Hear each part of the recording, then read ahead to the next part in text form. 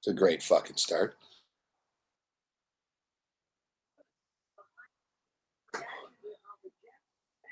All right, let's roll. Jimmy doesn't win. God, we're off to a great start. I don't think I've ever kicked anyone out before the intro before. Dude, let me explain something to you. Jimmy the Bag is living the dream in Costa Rica, is in the sunshine and palm trees every day, and is getting paid for fuckheads like you to watch him. So I'd say Jimmy wins. Let's roll.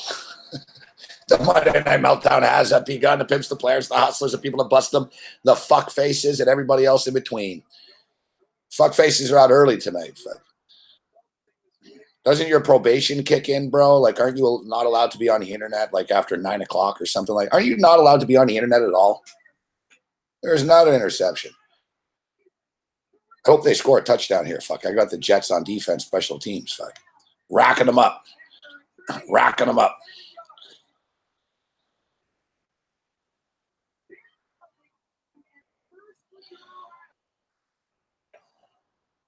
But whatever. With more views comes more fuckheads. It is what it is. But I'll be honest with you. He's already gone, Ken. But I deal with a lot of different media outlets and chat rooms, and I gotta say, like the most not the most psychotic, but for some reason, fuck, we attract a lot of the fucking psychopaths. Whenever it's free. So what are you gonna do? What are you gonna do? All right, so we got another football game coming up. Normally, I'd be with you guys all night and shit during these games, but not tonight. We were at the Meadowlands again today. It's becoming our new home. And we were at the FanDuel Sportsbook broadcasting today again. We've done a lot of shows out of there. It's like pretty much now, like I rolled in today and people are like, I heard dudes like, no, man, that's that guy's table over there. Like all those kids and shit that were around the other night, they were all like around, but they're telling, no, you can't, no, that guy doesn't show there, man. You can't do it. Dudes can't sit there.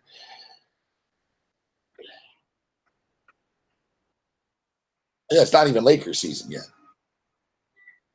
Yeah, it's on YouTube. What are you gonna do? Hey, I enjoy it. Rocky, what up, Rocky? Dude, I don't know, Rocky. I haven't. Good to see you, Rocky. I haven't jumped in yet, bro. I haven't jumped in next week. We're taking this one game at a time, and maybe I'm putting too much emphasis on the super contest this year. But I'm very, very happy that we're off to a good start in the super contest. Our top 5 NFL picks of the week. We get 3.5 out of the possible 5 points, which is very good. It's a good start. As the New York Jets were our final play of our final 5. Our final 5 picks of the week. Our only loss was the Arizona Cardinals. And whatever, you're not going to win every fucking game. What are you going to do? What are you going to do? The Washington Redskins kicked the shit out of them. Normally, to be honest, like normally in the super contest, like normally my best bets in the NFL, I don't usually get rolled. You'll notice this. Like I'll usually either my team will kill the other team. Like, look, I'm on the Jets +7 and I'm rolling. I was on Carolina. They rolled. Bengals won easy. You know what I mean? My wins are usually pretty easy. The losses are usually pretty brutal. I don't usually get killed like that, but I don't mind, to be honest. Like I was never in it. You know what I mean? Like Arizona, like I didn't even know the score, guys. I left the studio at 4:00. I can't fucking see scores on my phone because my phone, the data will kill me with the roaming and shit. My phone works. I can call, I can text, but if I use the internet, it's fucking killer. I made the mistake. They charged me $50 to look at the internet for like 10 minutes. Bengals was easy.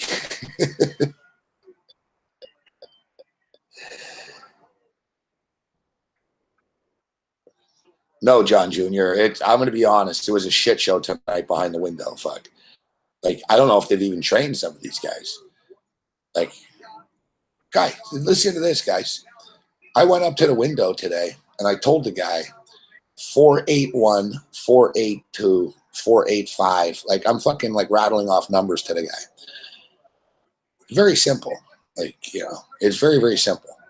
Like, I just went up to the window and I told the guy $100 on 481 Jets. I was like, I said $50 teaser. I was betting less. I don't have a lot of money on me. So I was like, fucking, of course I win. I always win when I bet less.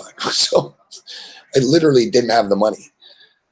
Like, it cost me like $60 a day. Like, I'm saving money in this hotel, but I got to pay for transportation. So it sort of whatever balances out. I've only got 3 more days here.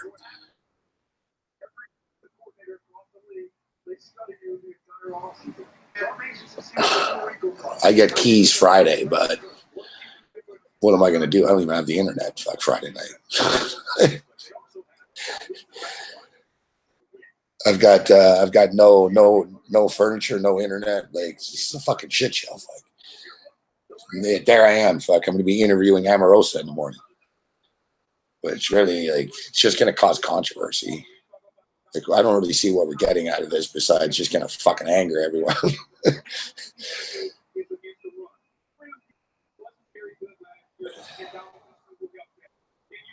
Yeah, I should have taken Corey's bet.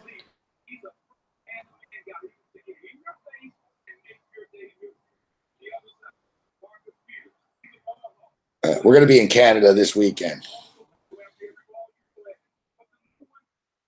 We're going to be in Toronto this weekend. We'll be there all week, so we'll be spitting out shows from Toronto next week. I don't know, dude. I don't know, Brooks. Like, she's pretty, I don't know. She's pretty hardcore in pimping her book, evidently. Like, I don't really see, like, does she even know she's coming on a sports fucking show? It's Carton's guess, right? He calls the shots as far as the interview. Like, I asked him, I said, what are you going to ask her? Like, how are we approaching this? Like, are we like, and he said, I don't know, I'm going to fucking ask her about Trump and shit. He's like, I told him, I said, it's just going to fucking upset everybody. He started laughing. He goes, exactly. He started laughing.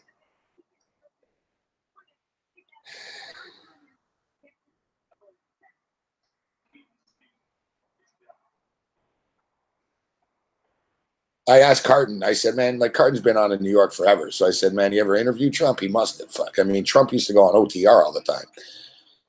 It's pretty crazy. Like, Trump was a regular on Off the Record before. And he said he met Trump once only in all the years. He goes, I only met him once.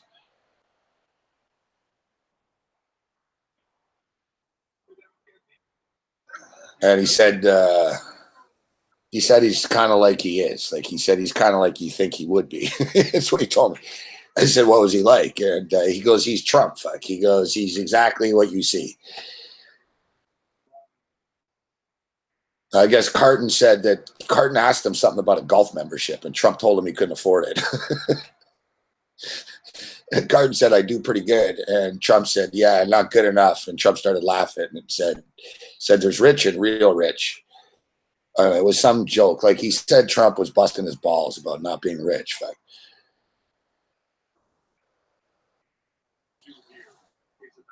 They settle down, Vin Diesel. For fuck's sakes, man. Like, what the fuck's wrong with you? Fuck. What are you? What is it?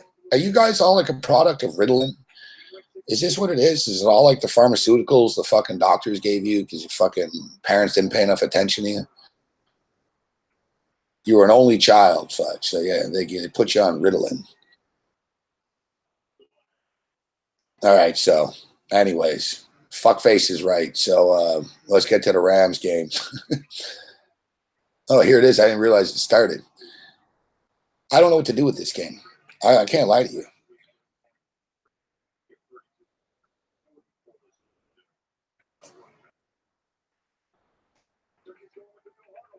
Yeah, so this game kind of snuck up on us. So the spread went up to 6 points, guys.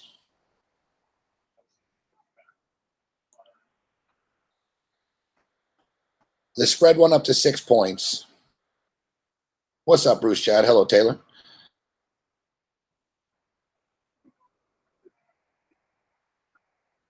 All right, so I thought it was starting at 10:30, guys. My bad. I would have spit it out, but I don't really love any props here. Like I don't force props. If they jump off the page to me, I do it, but it's tough. You know, I'm fucking busy as hell, man.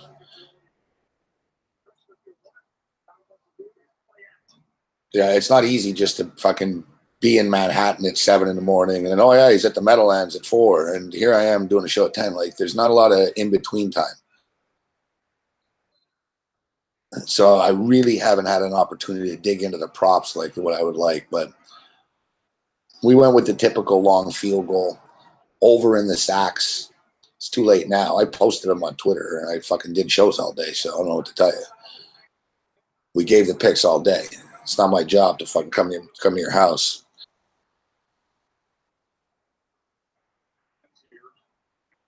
All I have right now in this game, I'll be honest with you, all I have is the Rams to win outright. I took a teaser. Fuck, I had the Jets, but I took a teaser with the Rams.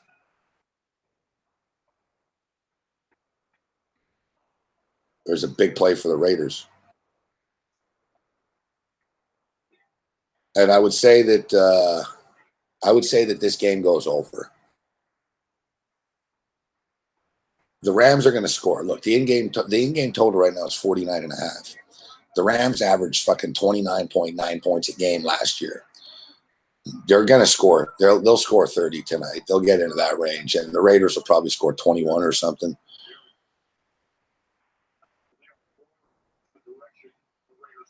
Nice start for the Raiders. These fucking Raider fans, man, they're fucking nuts. Fuck. They really are.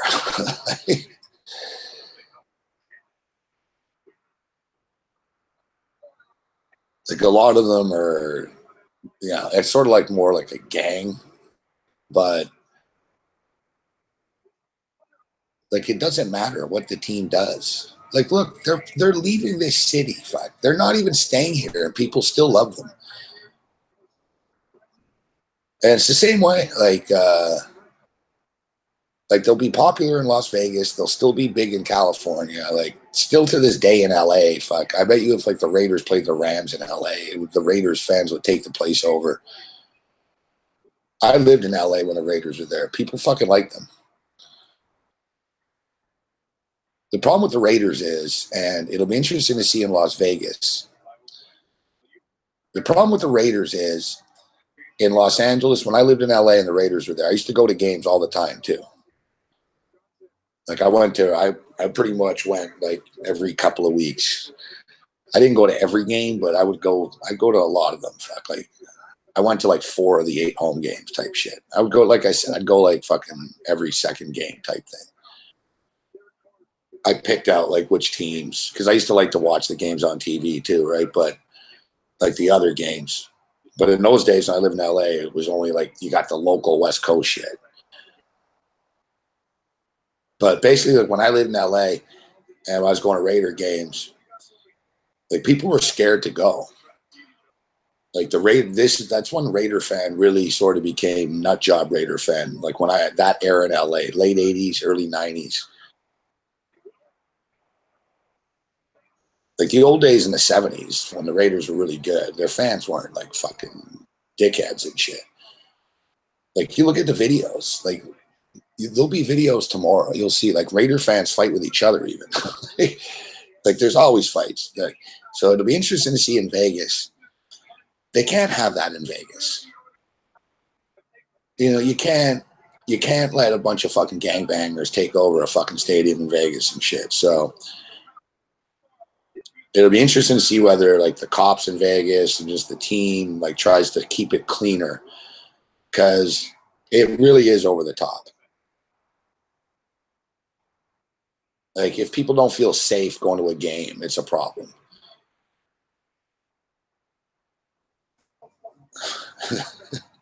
I never had any issues at a Raider game, but I've seen a lot of issues at Raider games. Actually, it's not true. I got fucking punched once at a Raider game. It was a chick, a Raider fucking fan chick fucking punched me. She slapped me.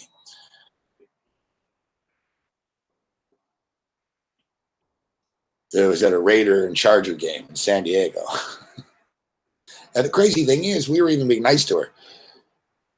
And these chicks, there was these psycho Raider chicks. They didn't have tickets. Fuck, like they came into our section and we didn't care because they were kind of hot. So like they were standing like they squeezed in like to our seats type shit. But the thing is, I went to get a drink and I came back and these chicks like took our seats and they were like, fuck off, they're our seats. And I got into it with the chick. Chick takes a swing at me and shit. And there's security right there. Fuck. So I said to the security guard, I said, listen, I said, I'm not the one that would, I'm not the normal type that comes to security. But I said, I said, it's a fucking shit show, bro. I said, look at this. Fucking. And the guy point blank told me, he was his big brother. He goes, I'm not going in there.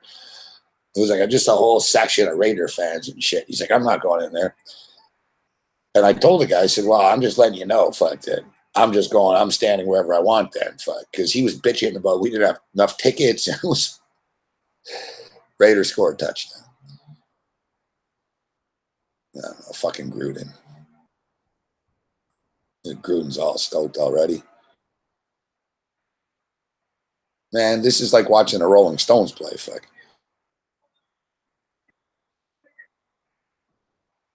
Beast mode, fucking. Marshawn Lynch fucking bowls his way into the end zone. Look at this, man. Marshawn Lynch just ran over like 4 Rams, fuck.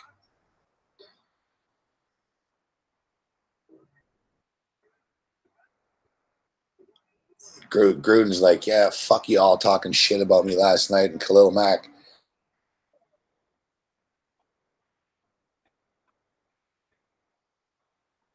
You can tell Gruden's all fired up now to be back.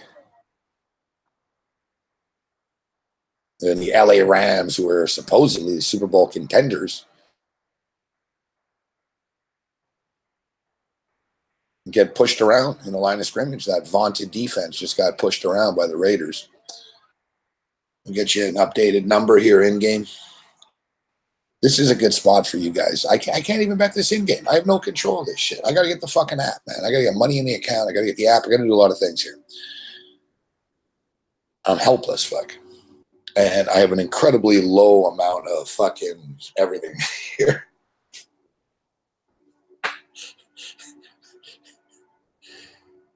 Actually, I haven't laughed very much recently, but this is the amount of weed that I have.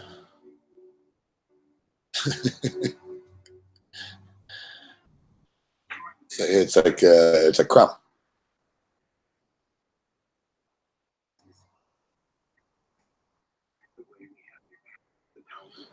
What up, Joey Odessa? Good to see you, bro.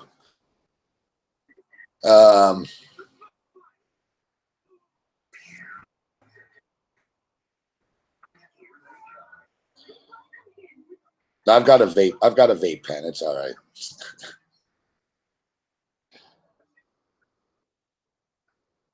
I got a vape pen, but no, fortunately, I've got a pen to help me get through.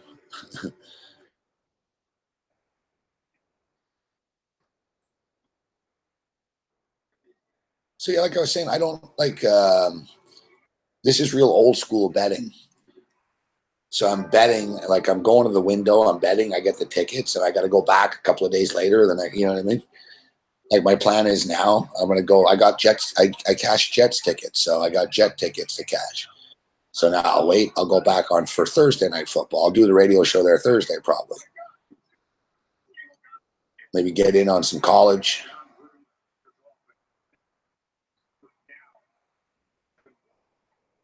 All right, so I see LA Rams now -2.5, -135 money line, -135 money line, 2.5, over under 51.5. I think this game's probably going to be a track meet.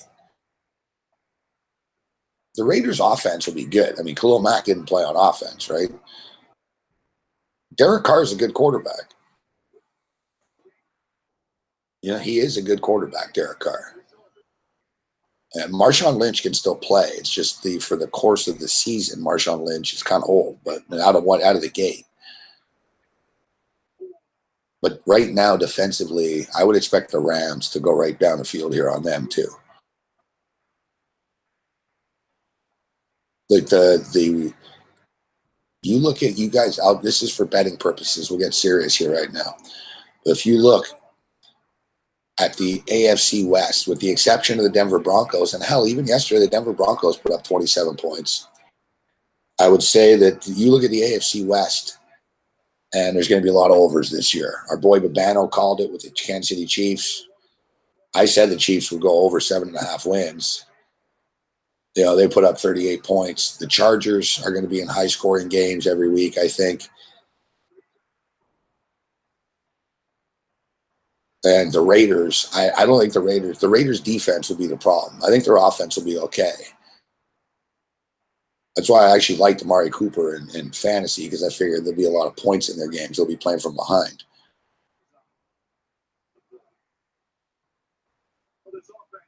The Rams are an interesting case study here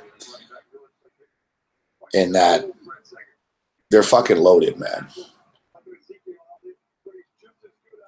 Like you don't even like where are they going to go with the ball? Like I sit there, like on paper, the Rams are probably the best team in the NFL.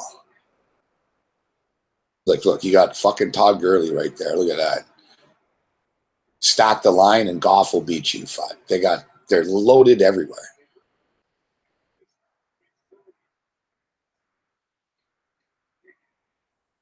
Second and 4. Like offensively, they can go to Brandon Cooks. They can go to Cooper Kupp. They can go to Robert Woods. They can go to their tight ends. They can go to Todd Gurley. There's just like a lot of different options that they could go. And if you're a defensive coordinator, you don't really know what they're going to do. No one really knows what they're going to do. This is sort of a new offense. They've added to it. Like I said, they led the NFL in scoring last year, 29 points a game.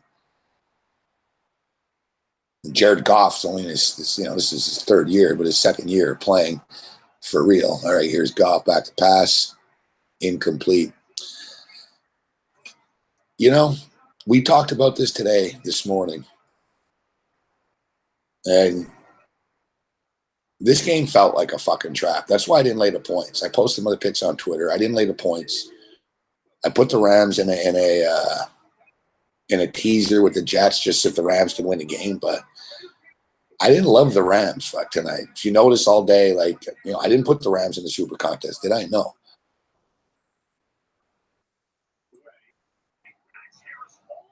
Oh, wow. So I think you guys remember a couple of years ago. It was about 3 years ago, I think. I think it was probably 3 years ago that San Francisco 49ers, they went like 2-14. I think Jim Tom Sula was the coach.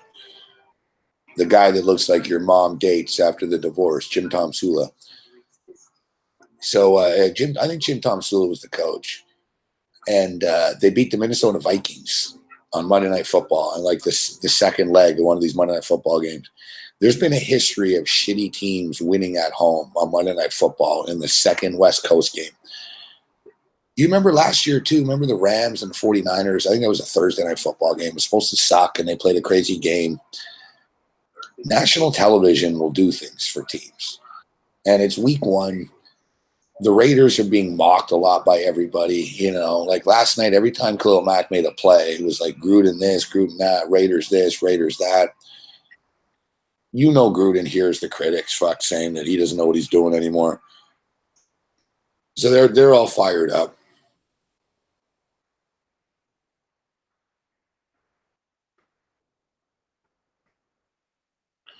So as I look in the chat here, you guys are smart. Props to you guys for having the balls to take the Raiders here. Well, listen, it's still early, so I don't want to jinx it. Whatever. What's up, Brian? We'll get to the Lions in a minute.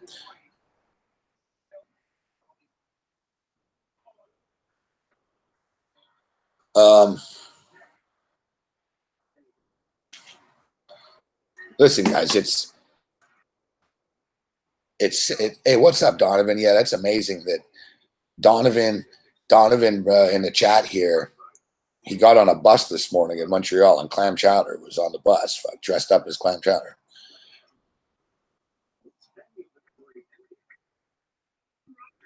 So yeah, you look at the point spread of this game, and you knew as soon as it started to climb and get to fucking 5, and then 5.5, and then 6, and what did it close at? Did it get to 6.5? I don't think it got to 7. It got to 6.5. You knew it was a trap. You knew it was a trap. I didn't have the balls to do it. Like I said, I put them in. I got the Rams just to win the game outright. And I got to be honest, I'm a little worried about it right now.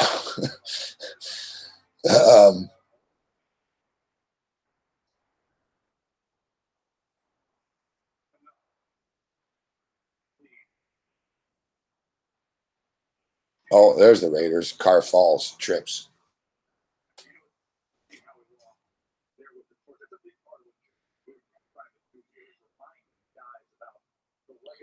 So yeah, it just sort of had that trap feel to it this game when you start to lay that many points on the road. You know, the Rams are a trendy team this year. Everyone's mocking the Raiders. Most of the time, the money is wrong. When you follow the money, usually the money is wrong.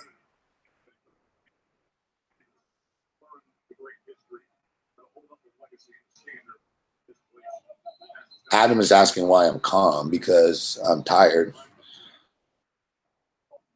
And I'm in a hotel room.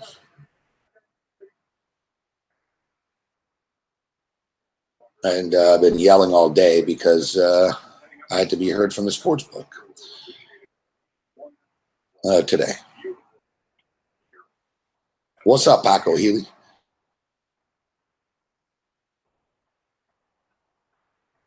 Basically, guys, the show is going to be like this for another 2 weeks. Like different locations, like who knows where I'll be every night type of thing. I'll sort of know where I'll be, but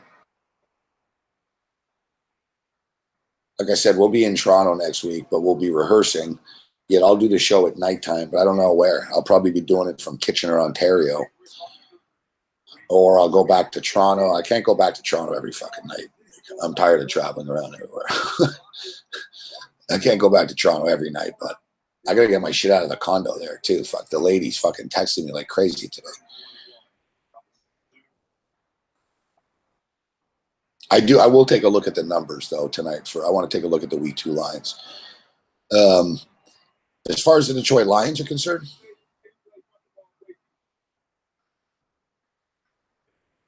I know, David Hutton. Like Jazz said, it's a full-time job watching me. I'm on 8 hours a day.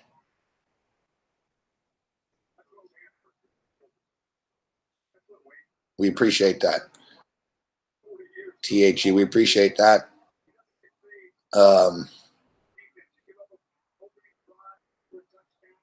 Yeah, so the Detroit Lions, as I stated on Twitter, the Detroit Lions never should have fired Jim Caldwell. It was never Jim Caldwell's fault. Jim Caldwell, when they were 9-7 with Jim Caldwell, the year before they went to the playoffs. And in fact, they had a good thing going. Like the Lions have been getting better under Caldwell and Jim Bob Cooter. Like they had a good chemistry, and the players actually liked them. With big play Rams. That's the thing. Like you look at the Detroit Lions, and nobody ever said, you look at the Detroit Lions roster, who plays defense for them? Right, they have Darius Slay. He's a good cornerback. He's one of the better cornerbacks in the league. So you have a good cornerback, and what else? The Lions never have a pass rush. They haven't had a star linebacker ever. Fuck. Like they don't draft well. They're a totally like offensive-minded team. Jim Caldwell was never in charge of fucking player management. He was just the coach. He didn't draft the players. Jim Caldwell went to the playoffs the year before. He was 9-7 last year. They were 1 win away from the playoffs. Like, I don't know what they expect. What do you don't have a 12-4 roster. You have a 9-7 roster with a good coach.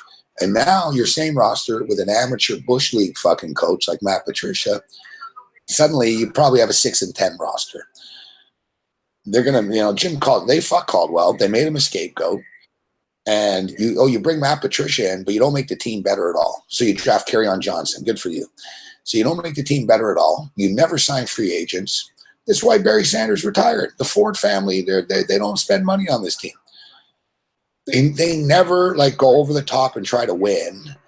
And it's like, yeah, it's Jim Caldwell's fault. Okay, fine. So you don't change your team. So you're essentially saying you think that with a different coach, this team will be better, which is bullshit. Whoever made this decision to fire Caldwell mismanaged and misread his team. Like, you had to have known that, number one, the players love Jim Caldwell. Number two, it wasn't Caldwell's fault. Number three, the players aren't stupid. The players know that it's not Caldwell's fault. Number four, the players don't like Matt Patricia. Matt Patricia comes in here, starts yelling at them, and fucking the practices are twice as hard suddenly and shit. That doesn't work, okay? And they don't know who you are. You have no credibility to them. Oh, you're on the Patriots. Good for you, fuck. Like what every other dickhead fucking assistant coach was on the Pats that sucked. Like, even tonight before the game, they said, oh, to Matt Stafford, oh, it's a new era. Like, you'd be all excited. He goes, yeah, I guess we'll see. They're not even hiding it, the players, fuck. Like, the Lion players don't even hide that they miss Caldwell. And you look at Matt Patricia tonight, defensive coordinator. How many fucking points did your team give up, bro?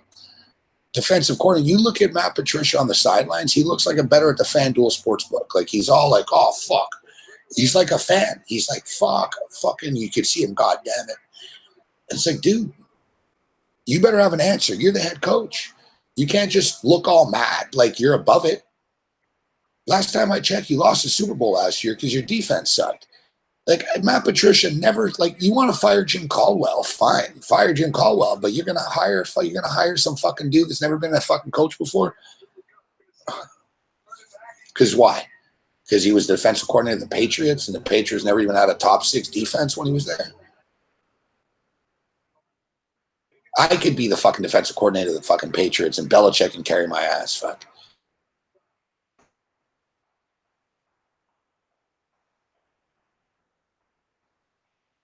I appreciate that, Donovan.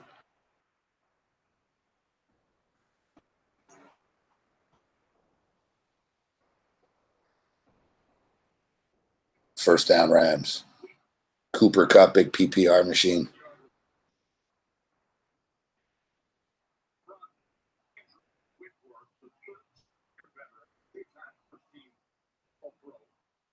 Rams starting to settle in, right? It's first game of the year, first couple of drives. You can tell they're getting a little more comfortable here. Goff back to pass, wide open.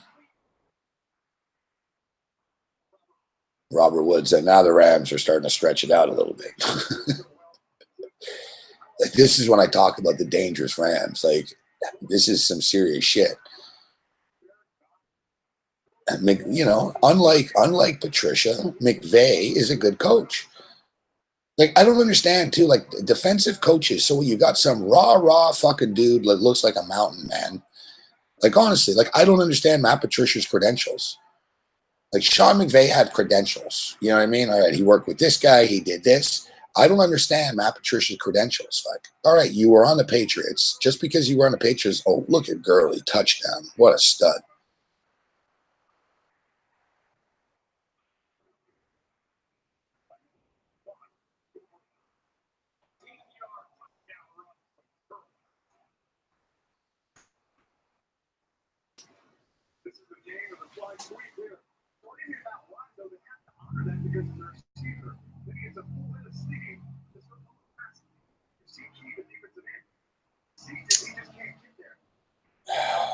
Look at them by DraftKings. I'm actually winning them right now. $8.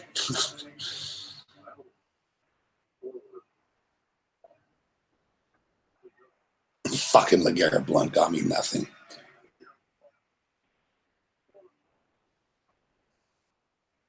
Man, I took the Jets defense in DraftKings, 26 points. Isaiah Crowell, 25 points. Golden Tate, 20 points. Oh, I just moved up 20,000 spots with that Gurley touchdown. There's 264 fucking thousand people in the tournament. I mean, I am now in 38,000th place out of 264. I got to do better. But the thing is, I've got all my guys coming up right now. So I actually did pretty well, like for not playing a lot of people on the early slate.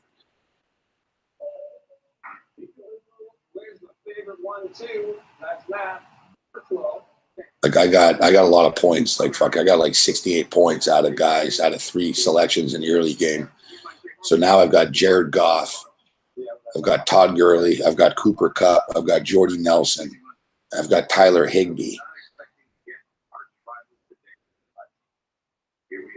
We talk about Daily Roto often, but one of our listeners won $1 million fucking dollars yesterday. It's fucking crazy. He entered a $9 tournament at FanDuel, and he won $1 million. That's the thing with this DFS. In football, you can win. Like you can. It's like winning the lottery, but I've got a better chance of winning this and winning a tournament with 260. At least I have a 1 in 264,000 chance. You know what I mean? Like the lottery, you don't really have a chance of winning. Like someone wins, but your chance is like 17 million to 1. You play the Millionaire Maker, you've got a 1 in 400,000 chance or whatever. The reason the guy won is because he had fucking Ryan Fitzpatrick. Ryan Fitzpatrick, 4 touchdowns, 400 yards. Guy ran for a touchdown. Fucking Fitzpatrick. And how about them survivor pools? Ugh. I don't know, man. The Tampa Bay Buccaneers, they looked great yesterday. Is it just 1 week? It's one of these things where I got to be honest with you. I was surprised to see that the point spread was only 3 points for the Eagles. I was really surprised to see that.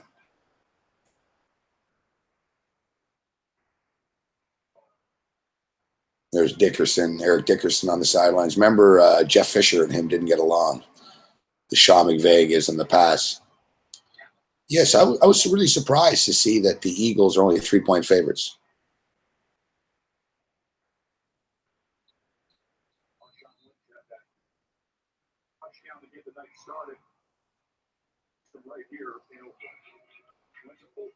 What, Derek Carr's in a DFS? What's up, Ben Con?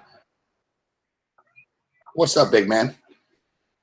Big man will be on the radio with us tomorrow.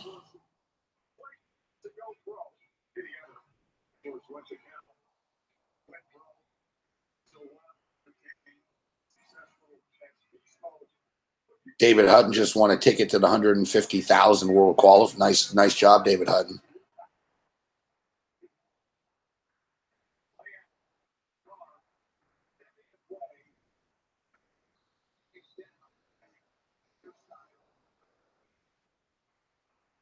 He could have been a rocket science, Patricia.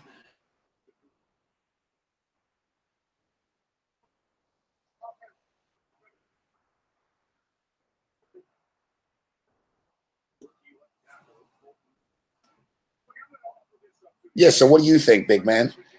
It's right on cue. Big man steps in as I'm talking about the Eagles. I was surprised to see it's only 3 points. It's like if you would have said last week, before we saw the Tampa Bay Buccaneers beat the New Orleans Saints, and before you saw the Eagles play the Falcons, what do you think the spread of this game would have been? My guess, I would have said that the Eagles would be 7-point favorites, like 6, 5, 6, 7.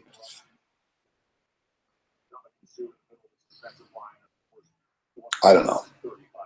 I'm done betting against the Eagles. Even though I actually, is Tampa going to shock the world and win this game again? The Tampa Bay Buccaneers open up with the hardest schedule in the history of the NFL. The combined records of the Saints, Eagles, and Steelers was the 32 wins is the most, for the first 3 opponents anyone ever faced. I don't know, man. Listen, I'll be honest with you. I think Dirk Cutter's a bad coach. I think Monken's an idiot. I've always disliked Ryan Fitzpatrick. But You got to give him credit. Fuck, they fucking aired it out. I don't know what the hell happened to Deshaun Watson. I didn't even Deshaun Watson. I wish he did this 2 years ago when you're on my fantasy team. Deshaun Watson played amazing yesterday. Mike Evans was all fired up. I don't know. The Bucs had a little bit of swag yesterday. So that's a Sunday. It's a big game next week against the Eagles.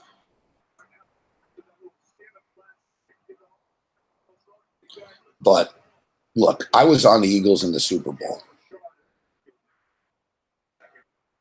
I also said take Nick Foles to win the MVP if you're calling the Super Bowl. But let's be honest. I was also on the Atlanta Falcons in the playoff game. I was also on the Minnesota Vikings in the playoff game. And I was also on the Atlanta Falcons in week 1 this year. So in full disclosure here, I'm 1-3 the last 4 fucking Philadelphia Eagle games. And the only game I won was the game I bet on. So the moral of the story is here, I should probably stop betting against the Philadelphia fucking Eagles. And it's weird with the Eagles because they never look great. You know what I mean? They did against Minnesota, but against Atlanta last week, it's like Atlanta should have beaten them. But Matt Ryan's a dickhead. Fuck. What do you want to do? I'm still frustrated by that game. But it's just a strange game, this game. The fact that it's only 3 points, it baffles me. If you ask me who I like right now, I got to say Philadelphia. But I'm asking you guys, is Tampa Bay going to show up? Is Tampa Bay like Hawaii? You know what I mean? You get these teams look, Hawaii won as 17-point road dogs. They go home. They win as 10-point dogs. Like Philadelphia is not going to win every game. The bubble is going to burst eventually, but when is it going to happen? And it's almost just like last year where it was frustrating. When I was hating on the Eagles earlier in the year, I was like, every fucking week, they had the easiest fucking schedule, the Eagles last year. It's like every week was what do you mean you're playing the Niners? You just played them last week. It was almost like they played the Niners every week. But, here we are again, they get the Bucs.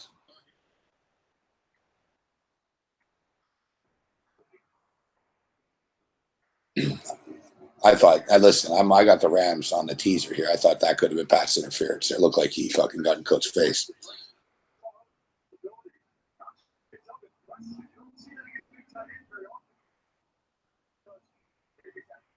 What's up, Sonny Vega?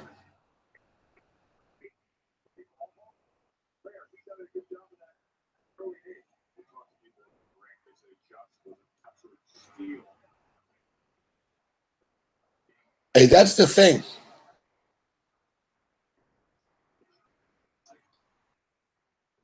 That's the thing. And Big Man raised a good point there.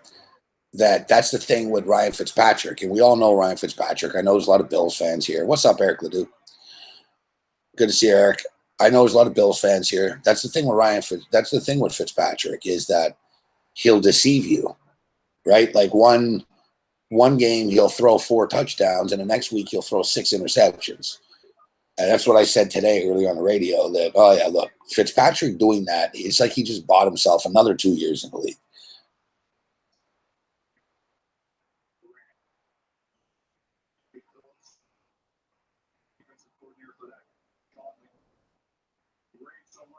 Holy fuck, Ben Kahn.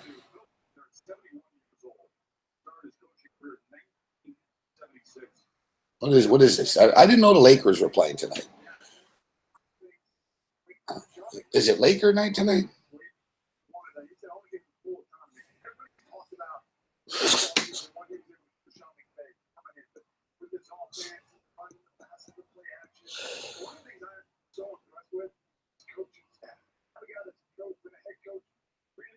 Your family's from Oakland, but you seem, you're telling us you're going to tell us what kind of cigars these guys smoke now.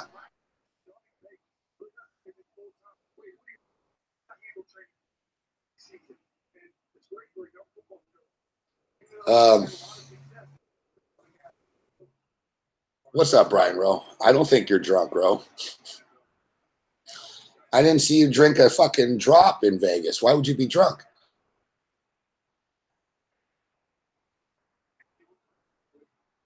I don't think you're drunk.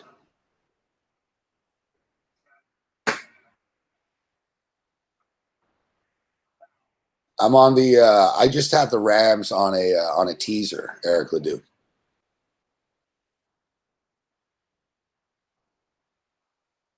I just have the Rams on a teaser, guys. I'm telling you right now, for in-game betting right now, though, Eric, I think that the Rams are the play. I think the Rams are going to win the game.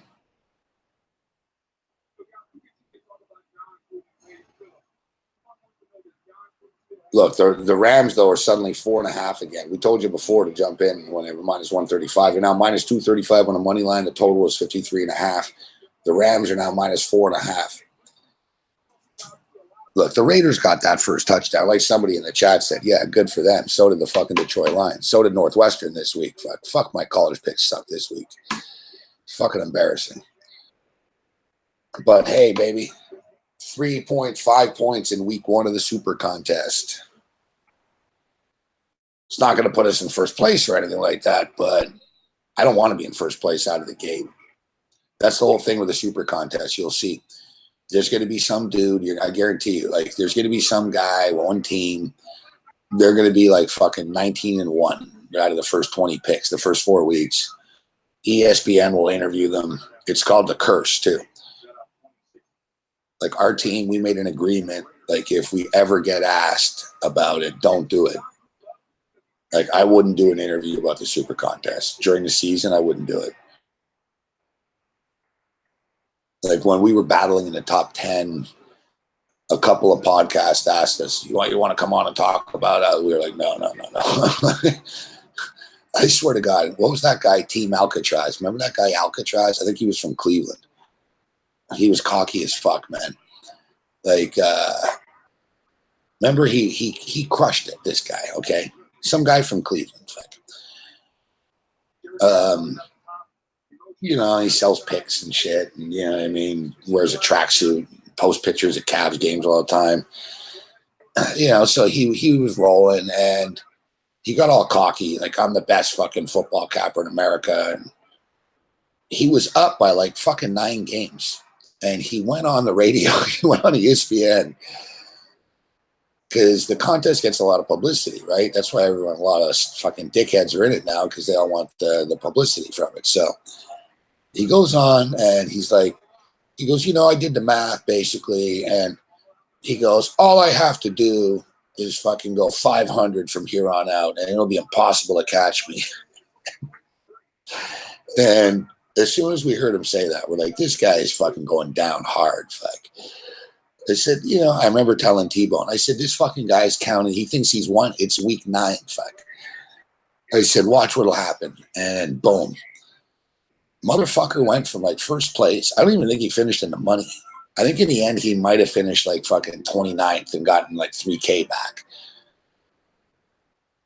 Like he totally tanked it, but I've seen it year for year. So the whole thing is you don't want to start strong. It's like a horse race. If your horse is in first place around the turn, he's probably not going to win. It happened to us once when Conflict Diamond went wire to wire, but rarely happens. All right, Rams are now down to minus 190, 53.5 is the total.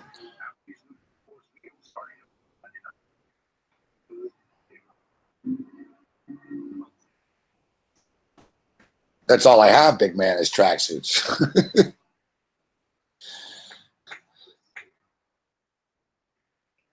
Mizo Jakar was 245 Goff. Is that insane? What, for total yards passed?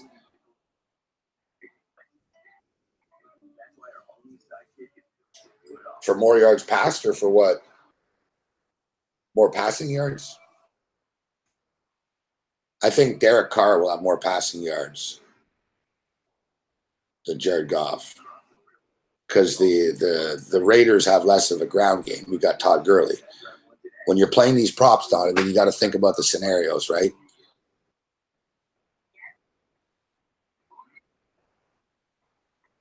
Like the Raiders will probably end up being behind at some point in this game, so they'll be throwing more. The Rams, even though they have a bunch of good wide receivers, they actually run the ball a hell of a lot, the Rams. They've got Todd Gurley.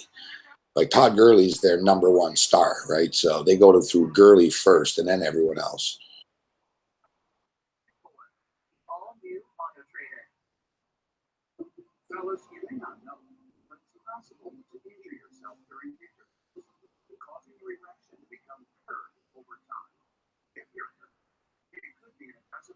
All right, let's see.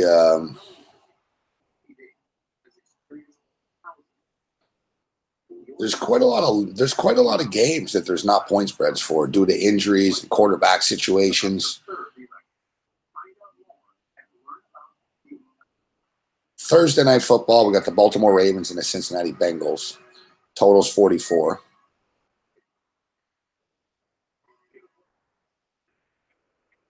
My Carolina Panthers, and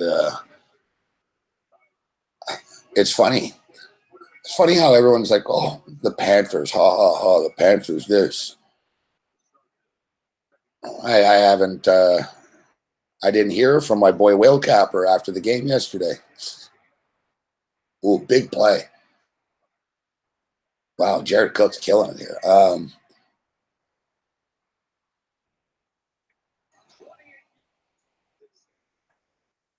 Yeah, so many people laughed, criticized my Panthers over 8.5 play. Ha ha ha ha ha, Panthers. Ha.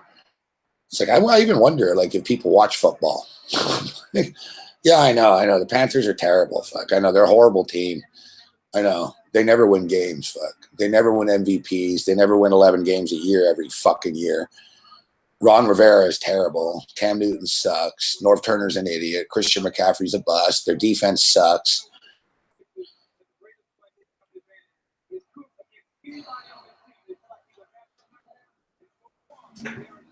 I'll tell you right now. The Carolina Panthers are going to fucking have they're going to get to 9 wins before December. Fuck.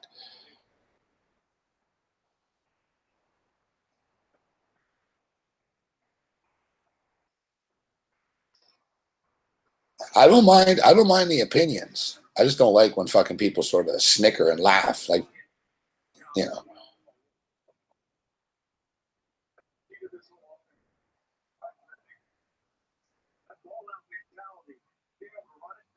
Because they don't like Cam Newton. People don't like Cam Newton.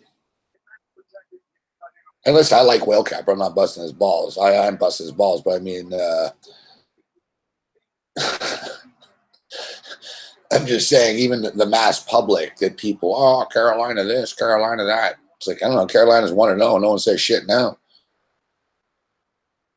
They fucking sacked Dak Prescott 6 times.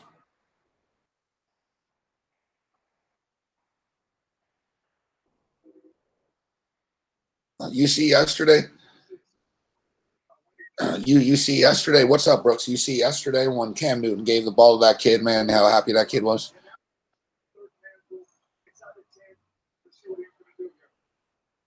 I know it's one game, Drew.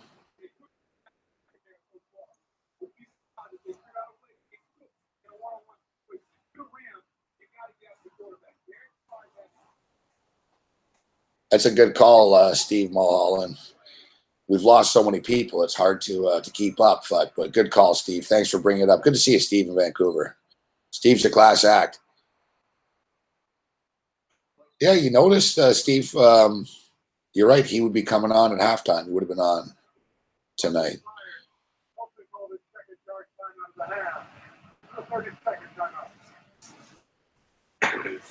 You know what's crazy is we never replaced him.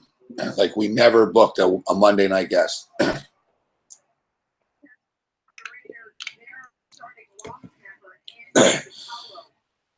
Which I think is a pretty big sign of respect. It's like a number being retired. Like, I don't think I've never done that for anyone else.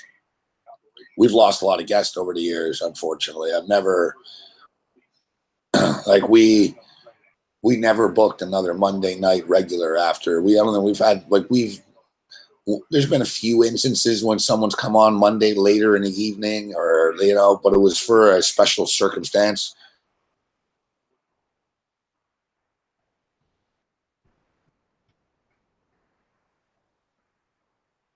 Third down and goal, says Joe Tessitore. 7-7.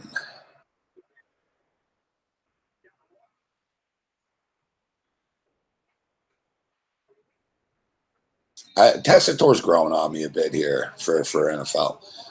Listen, I know Joe Tessitore well. I mean, I remember the days when Joe Tessitore was doing San Jose State games on Friday night with Rod Gilmore.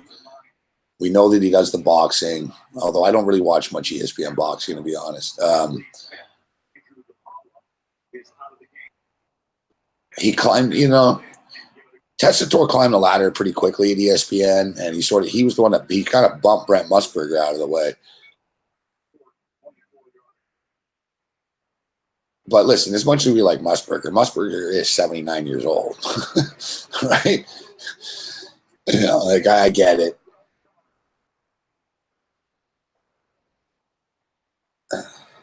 My thing with Tessitore was he's too over the top.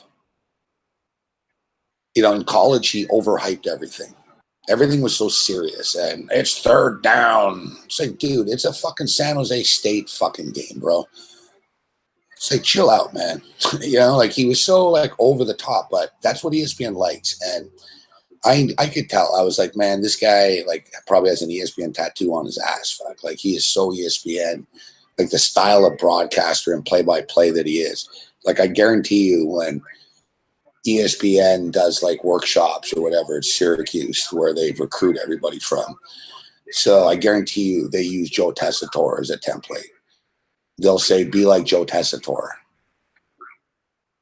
Look, I'm in the media, right? I'm a broadcaster, so I know. I can tell there's different styles, right? And they all sound the same. All these new ESPN play-by-play guys, they all have the same intonation and sort of cadence with their voice. They're ESPN, they know there's a little. It's like a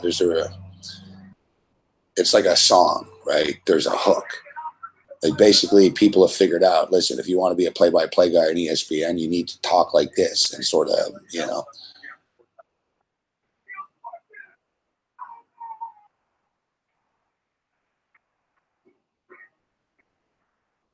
But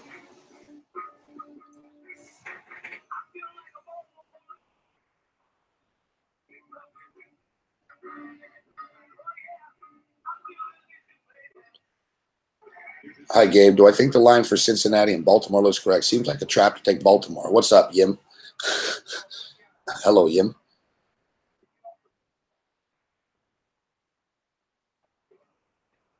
Holy fuck, King Snail, man.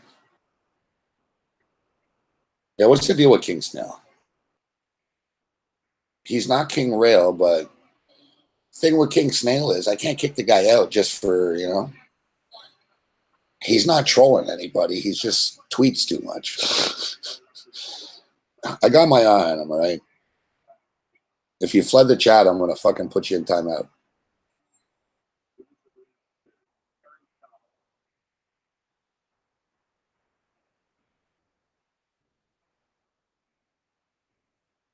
You all seem to be saying that, yes, he needs a boot. What's up, Bruce Chad? Who, Bruce Chad needs to get kicked out? You're saying that he is?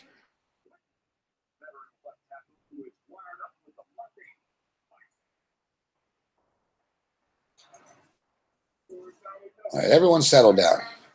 Settle down, Mick. Everyone settle down. See, Paco's the only one not Sean Thompson's cool. It's Monday night, guys, all right? Normally you guys fight on fucking Fridays. It's Monday. Fuck, settle down.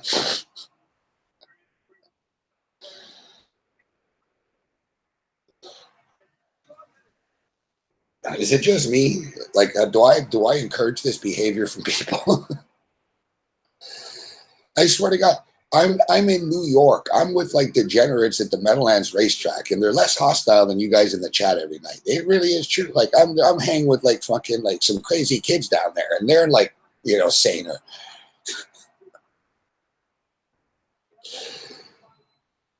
10-7 for the Raiders.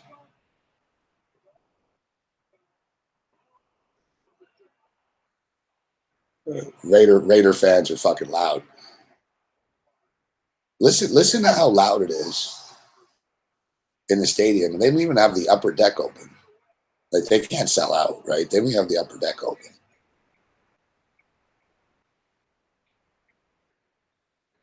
Yeah, there's something about these dogs. Okay, so back to the Baltimore game. Okay, so that's Yim asked. Good question, Yim. Okay, what did we learn here from week one? And you can't, I almost think, guys, that week one is irrelevant. I scratch it. I discount it. Doesn't matter. You can't judge a team by one game. Like, do the New Orleans Saints completely suck because they got blown out? There's pass interference. Fuck, that's a problem, man. Fuck, I got Cooks on fantasy. Fuck, he gets open, but there was a big flag. Son of a bitch. Yeah, like the Buffalo Bills are bad guys, but the Buffalo Bills aren't that bad. Fuck. Shit snowballed. Shit snowballed for a bunch of teams this week where it just got ugly quickly. And it doesn't mean that their season, they're going to be terrible every week. It's one game. I believe that you know what a team is. You can sort of get a gauge after 4 games. It doesn't mean I'm not going to bet for 4 weeks, but I'm just stating that a lot of people are going to say, oh my God, did you see that team last week? That's irrelevant to me. You can't judge a team that hasn't even played at home yet, right? Like, a lot of teams look better. If, like football, teams win more at home. Fuck. A good example is Notre Dame. Notre Dame beat Michigan. Good win, great win. Notre Dame fucking kind of cruised. Not cruised, but I mean, they slept walk through. They didn't cover. Basically, they were 35-point favorites against Ball State. And Notre Dame didn't really seem to care that much, and they won by 8 or whatever. But I noticed, like, Notre Dame's playing again at home this week against Vanderbilt. So how good is Notre Dame? I don't know. I mean, they're pretty good at home, but you guys play at home every fucking week. Let me see you go on the road and play someone good, and we'll find out how good you are. Like USC Trojans went on the road to Stanford, and they sucked. Like, you can't judge teams. Like, we'll see. It's a big game, man, for the Bills and the Chargers. Week 2 is really interesting in the NFL.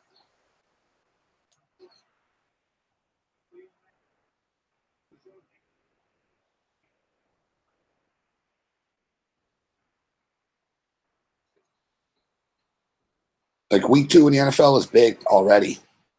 That's the beautiful thing about football. Every week is important. Every game is critical. And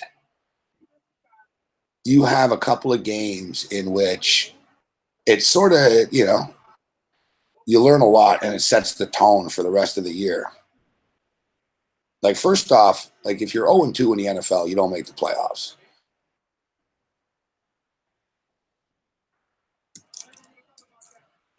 On to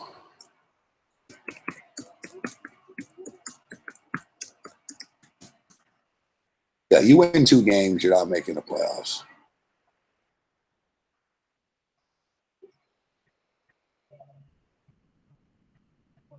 It is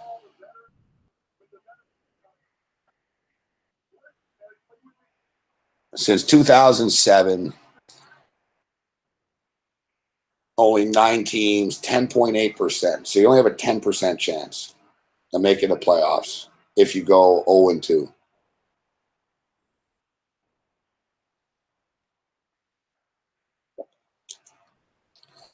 You figure out 16 games, you can reverse it at 0-2. It's hard to. So basically, watch out, Goff. Ball's loose. I think the Raiders are going to get the ball here. There's like 3 fucking black jerseys there. Fucking Raiders are fucking balling tonight.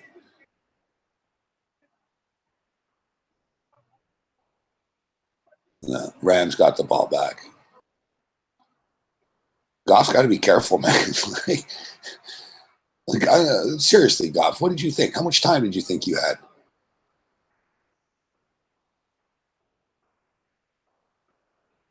Fucking Irvin's a stud, eh? Irvin smacks the ball loose, then shoves Goff. He shoves Goff into the baseball dirt. I can't believe that they still make these fuckers. I like it. I like watching it on baseball dirt. Oh, here's the long field goal right here. Long field goal cashes if Zerline hits it. He's a good kicker. He'll hit it. And he shanks it.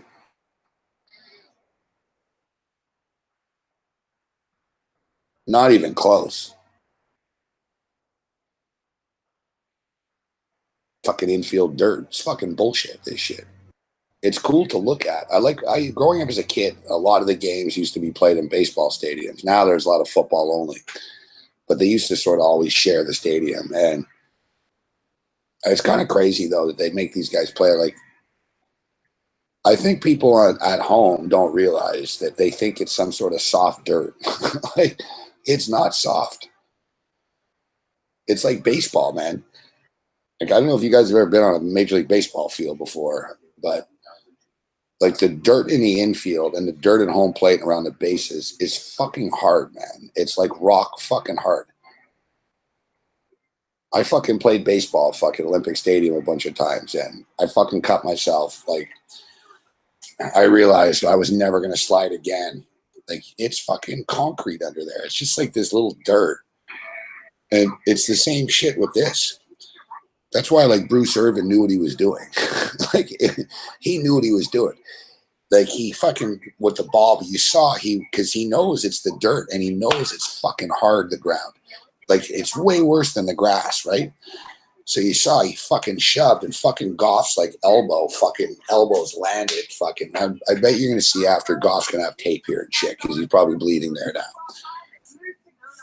Like, I know that the players complained about this, that they said it's fucking, like, it's ridiculous that you guys have dirt on the fucking field in this day and age. Of course, though, Oakland will be the only one, right?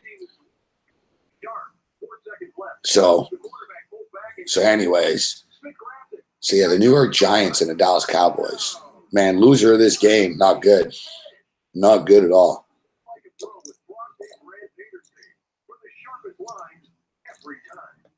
Dallas Cowboys lose. Dallas Cowboys lose, and whatever. I'll be pulling for the Giants. Jerry Jones is a dickhead. So I'd rather see Jerry Jones panic than the Giants fucking panic. But look, I'm in New York here.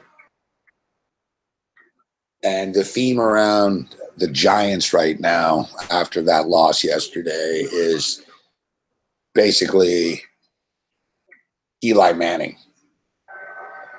Giant fan looks at Eli Manning and sees the end of the line. I mean, look, you've got Saquon Barkley, you've got Odell Beckham, you've got Evan Engram, you've got all these young guys on the team. You know, Odell's not that old. Odell Beckham's 24 years old, right? He's 25, maybe 24 and a half, 25, 24. He's not old. I remember he's the same age as Tanner Mangum we were talking about. That was it. He's the same age as Mangum. He's 24. So, like think about that. Tanner Mangum is a quarterback at BYU, and he's the same age as Odell Beckham Jr. And Odell Beckham Jr. has fucking been in the NFL for fucking 4 years. Like, feels like Odell would be old, but he's not because he came in the league really young. Like I say, he's only 24, so I don't know when his birthday is. But the Giants refused to draft a young quarterback. They drafted Davis Webb, but Davis Webb wasn't going to be the future. Next year will probably be the year. I know the Giants are already being linked to Jarrett Stidham and to Drew Lock out of Missouri. Like, at some point, they're going to have to think about this. That's the thing with Eli Manning. We talk about him a lot, that he's going to be a Hall of Famer, though. It's kind of, I don't know if he deserves to be. I don't think he is. Like, is Eli Manning one of the greatest quarterbacks to be a Hall of Famer? To me, that's the criteria. And it's one of these deals, if you have to look at the numbers, it's like they say, if you have to look at the price, you can't afford it. And if you have to look at the numbers for someone to make a case for them, then they're not a Hall of Famer. Like, the Hall of Fame is one of those gut instinct things right away. You know, you're like, yeah, that guy was one of the best, you know? Yeah, he's a Hall of Famer. Like, you just know. You know, like, to be in the Hall of Fame, you don't have to win championships. You know, there's a lot of great players and they've been win championships in the Hall of Fame in the NFL. You just have to say, man, that guy was a crazy linebacker. That guy was a great quarterback. You know, like Dan Fouts didn't win, but he was a great quarterback.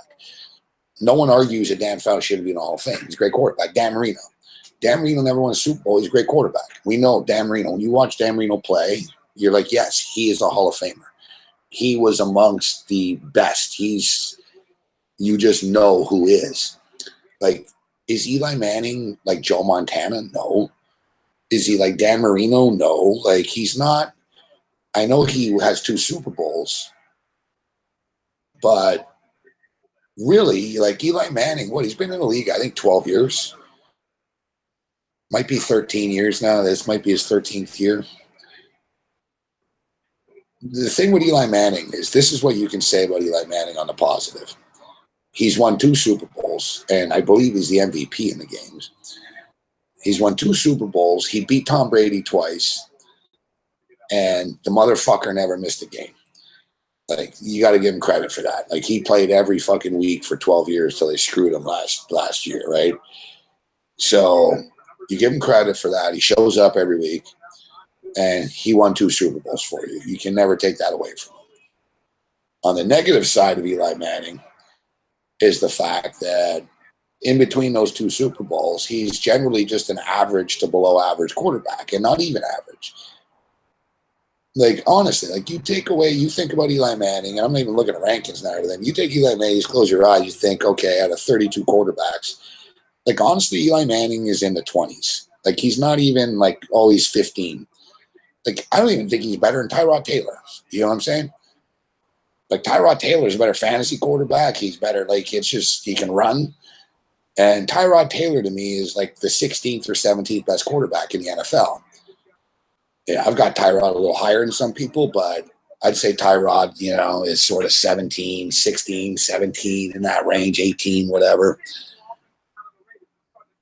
Eli Manning is, like, honestly, Eli Manning is one of the worst quarterbacks in the NFL. Let's just call it out for what it is. He is. Like, who's worse? Like, there's not many quarterbacks that are worse than Eli Manning.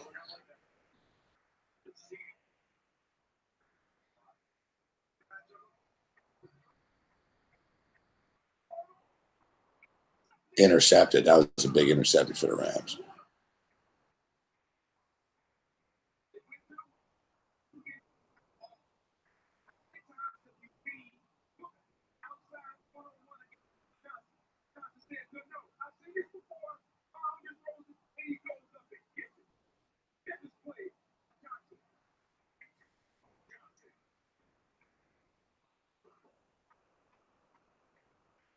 Well, Nate Peterman doesn't count because he hasn't really played. All right, let's go through the list here, Eli Manning.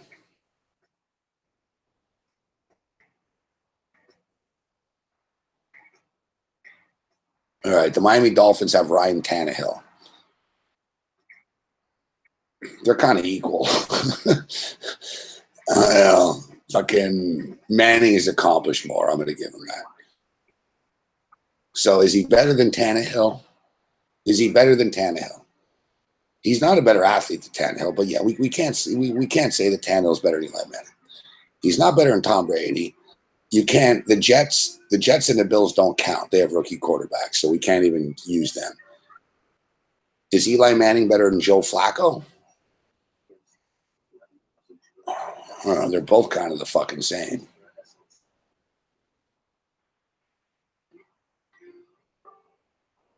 Is he better than Andy Dalton? I don't think so. Like, even though he's got the 2 Super Bowls, Andy Dalton's actually, like, has covered like 57% of the games. Like, Andy Dalton's win percentage is way better than Eli Manning. And I don't even like Andy Dalton. Like, this is what I'm saying. Right, he's not better than Ben Roethlisberger. Tyrod Taylor. Right now, I'd rather have Tyrod Taylor than fucking Eli Manning. Obviously, the body of work, Eli Manning. Jacksonville, Blake Bortles.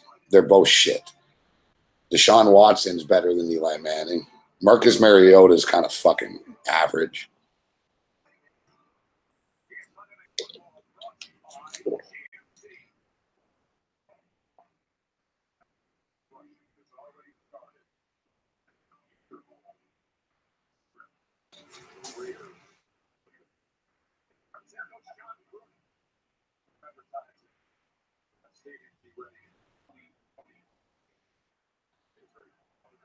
I think the Rams on the money line, guys. If you're jumping in game, go Rams money line.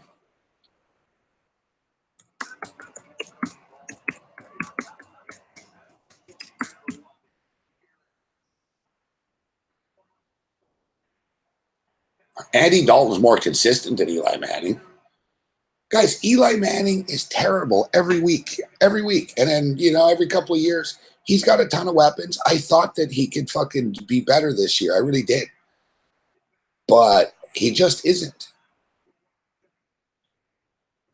Oh, look, Gurley runs for a hard 11. See, like Brooks says. Exactly, Brooks. Like, honestly, like, he's a problem. Like, if you have Saquon Barkley, Odell Beckham, Evan Engram, and Sterling Shepard, it's inexcusable. I know the offensive line isn't perfect, but he's bad. Like, that's the thing with Eli Manning. Oh, God, look at this. That should be pass interference. Again, man, with Cooks. Fuck me, man.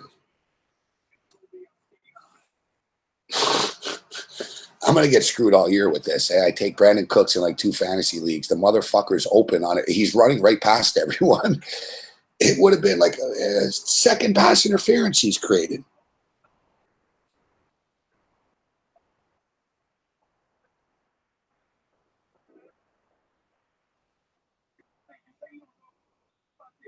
I know, Stooch. Me too, bro.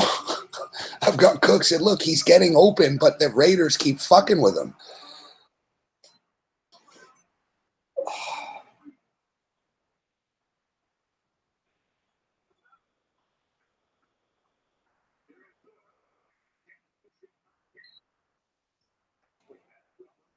All right, anyways, forget about the quarterbacks. Oh, the Rams just went to 280, huh? I've been telling you guys all night. I can't repeat it all. I know some of you just joining us, etc. But I keep saying I'm on the Rams, money line, Rams money line. I got the Rams in a teaser with the Jets. But I keep saying I think the Rams will come back and win this game. Yeah, they're now minus 250. I would lay the 4.5. It just went to 5.5. I think the Rams will pull away eventually in this game. But I also thought that Clemson would pull away the other night too.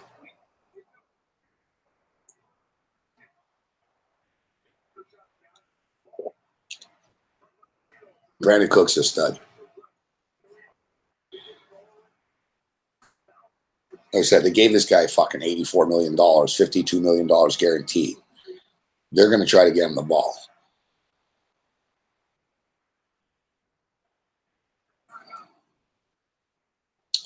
Up to 280 right now, 5.5.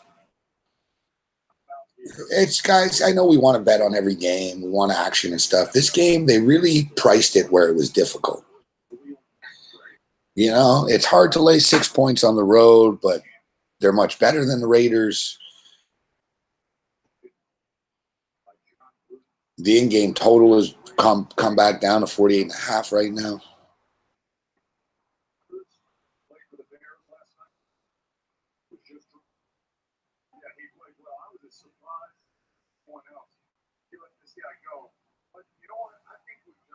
What's up, Donnie Rightside?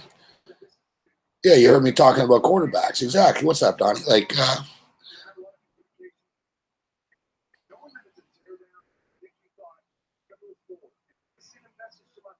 the only other thing, Donnie, is will the Giants sign a free agent after? I don't think so. Triple G will beat him. Fuck. Canelo, he beat him last time. He got screwed even though it was a draw. And Canelo was on steroids. Canelo won't even be juiced up this time. Triple G never loses. Like, I don't know why people even debate it. I've been hearing for the last 3 years, Triple G's getting older. Yeah, and he keeps on winning. Like, really, what's going to be different? Triple G's going to beat him. Yeah, like, that's the thing, Donnie. You look at the Philadelphia Eagles, they got a future franchise quarterback in Carson Wentz. Oh, nearly intercepted.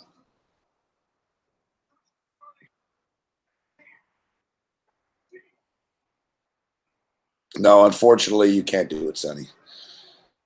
Sorry, Sonny Vega. You're not going to be a head coach in the NFL because you watch the game. I love you, though, Sonny. Yeah, this is the year, though. This is the year, Donnie. They can't put it off anymore, the Giants. And I tell you what, same with the Chargers. Same with the Chargers. Fourth field goal coming up. Same with the Chargers, Donnie. Look at Phillip Rivers. Phillip Rivers, I've been saying for years, Phillip Rivers is sort of the problem with the Chargers. He's the solution, but he's the problem. Like, as good as they are, he'll always throw that interception. He's not changing now. And the thing is, it's sacrilege. Well, we can't draft someone because it's going to upset Phil, but Phil's not getting any younger. And what if he just gets hit? Like, you got Geno Smith. And it's interesting because look, Phillip Rivers, of course, and they all came in at pretty much the same time, right? With Drew Brees, Eli Manning, and then Phillip Rivers after, etc. After with Brees. And look at even the Saints, man. They brought in Teddy Bridgewater, knowing that fucking Drew Brees getting up here. He's moving on to 40 here, and most if you did that to Eli Manning in New York, like even the Giants get Teddy Bridgewater would have been a smart thing. You have no backup quarterback. Bring in Teddy Bridgewater. The Saints knew. They're like, fuck, man. Teddy Bridgewater's fucking good. We can get him.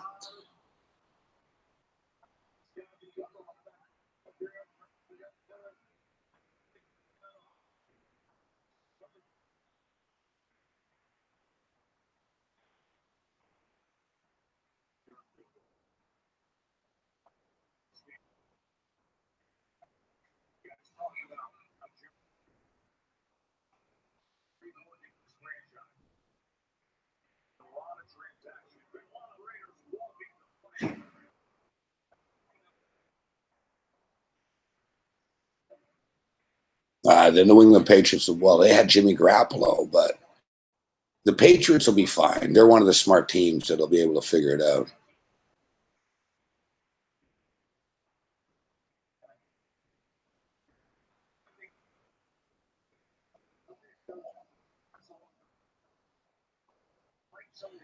Like, look at the Green Bay Packers for an example.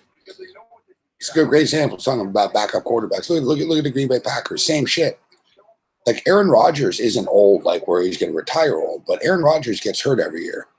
And it's like they haven't seen the script enough. Going back to Matt Flynn, to fucking Brett Hundley, to Deshaun Kaiser last night. It's like, guys, at what point do you say, we're going to have to draft a real quarterback here. We're going to have to get a real quarterback. Like, we can't just throwing scrubs in here. Aaron gets hurt every year and our season's over. Like, I don't even feel sorry for them anymore when Rodgers goes down. I feel bad for Rodgers, but for the Packers, it's like, guys, whatever. Fuck. You guys always want to have some scrub quarterback back there and don't want to pay anybody anything. So you get what you deserve. Fuck. Scott Tolzien, exactly. Like, the Packers, ever since Aaron Rodgers been there, they never have a good backup quarterback.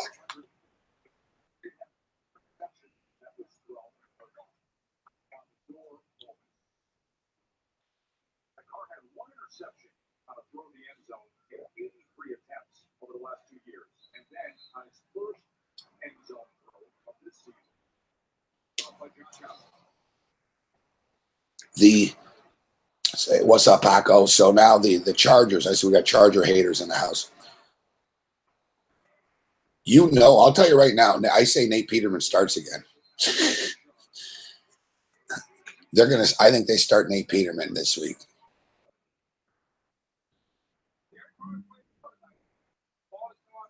To me, this is Nate Peterman's last stand. They don't want to start Josh Allen, all right? They don't want to start Josh Allen.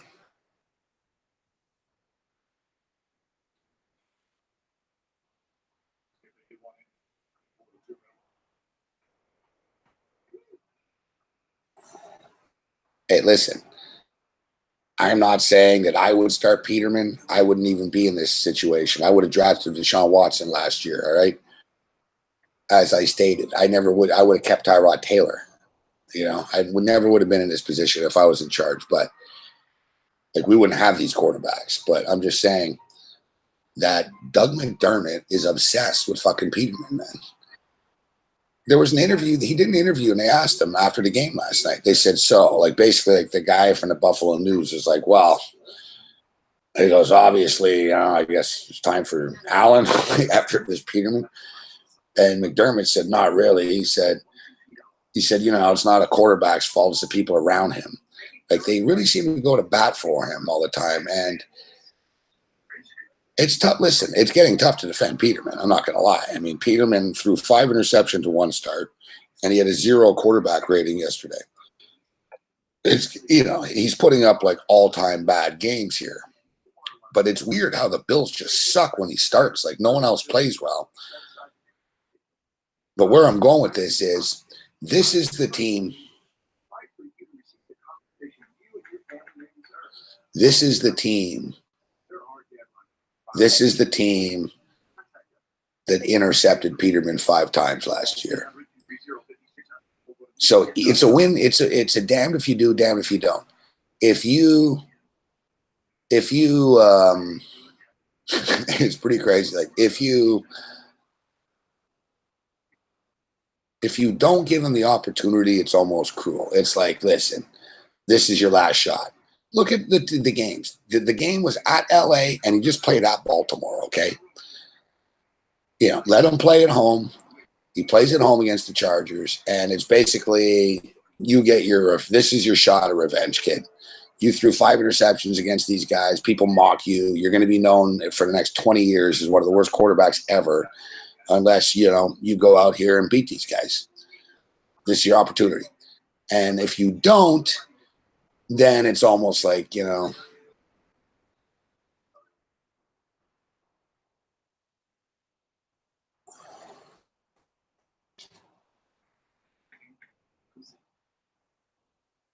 bring back Jeff Toole. I don't know. Donnie, who would be a pretty good quarterback for the Buffalo Bills? I don't know, Tyrod Taylor. Look, Donnie, Tyrod Taylor. Look, the Buffalo Bills get rid of Tyrod Taylor. They lose 47-3 in one of the worst performances ever. They had 33 yards fucking offense in the first fucking half. And Tyrod Taylor didn't have a good statistical day, but Cleveland Browns tied the Steelers. Should have won. Field goal was blocked.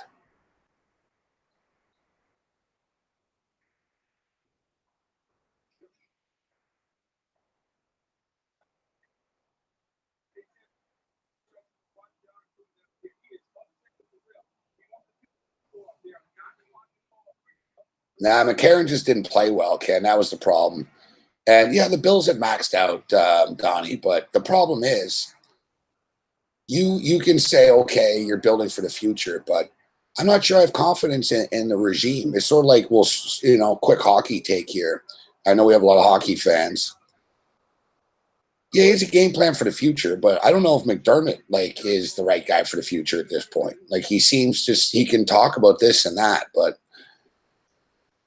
it's sort of like the Montreal Canadiens. So the Canadiens trade Max Pacioretty today, and I don't know. I guess they did okay with the deal, but it's like everyone's like, oh, the Canadiens are in rebuilding mode.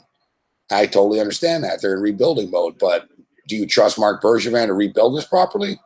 Just because the team says that we're rebuilding doesn't mean it's going to work out. I mean, okay, the Bills are rebuilding. We also drafted Zay Jones. We're rebuilding. We are the ones that brought in Kelvin Benjamin. Kelvin Benjamin quit yesterday in week 1. Like, he doesn't care, Kelvin Benjamin. He's a dickhead. Like, he ripped Cam Newton after.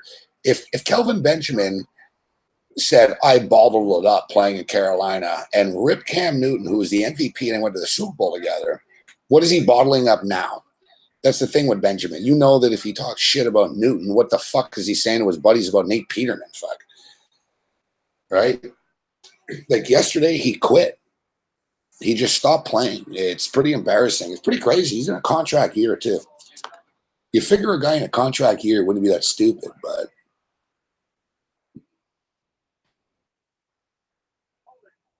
that's it. They're not rebuilding. Exactly. I don't buy the rebuilding shit with the Bills either. They just suck. Like they don't know what they're doing. You know, they stockpiled all these draft picks, and we traded up to get Josh Allen. We lost the draft picks. We don't draft a running back. It's just whatever. Fuck. I mean, I don't want to talk about him, but listen, I like McDermott. He's a good guy. He's intense. We talk about it. I like the fact that McDermott was the high school wrestling prep high school champion of America. I mean, he's a little pit bull, Stone Cold Steve Austin type. He's aggressive. I know Donnie has a vision, etc. But some of the player personnel decisions are kind of lacking, you know?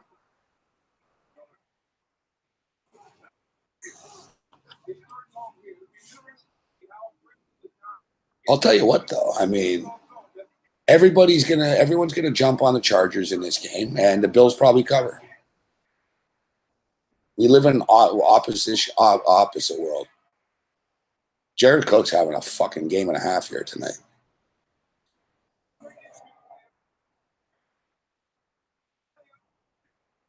But Jared Cook is like fucking killing it.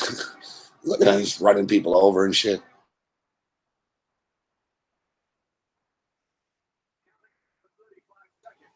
The Browns are off to their best start in 16 years, Sonny, believe it or not. Fuck.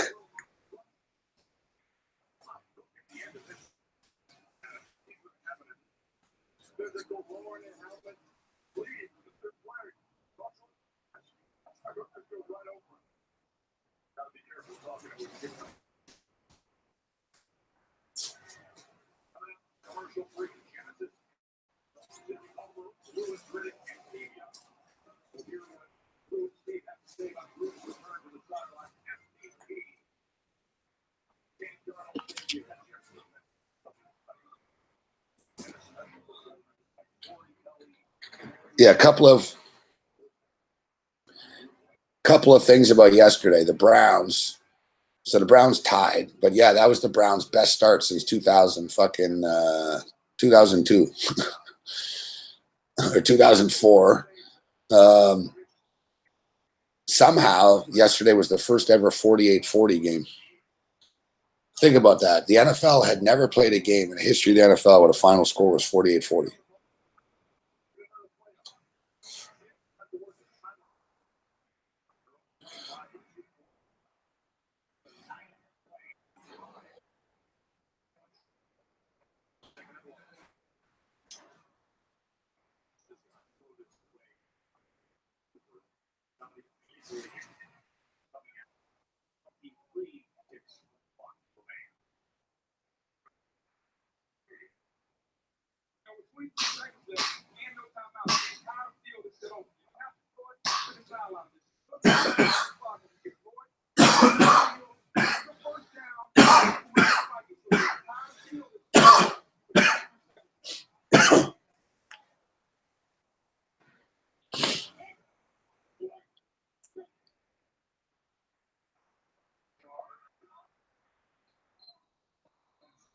The Raiders are showing some heart tonight, T-Money. I can't deny.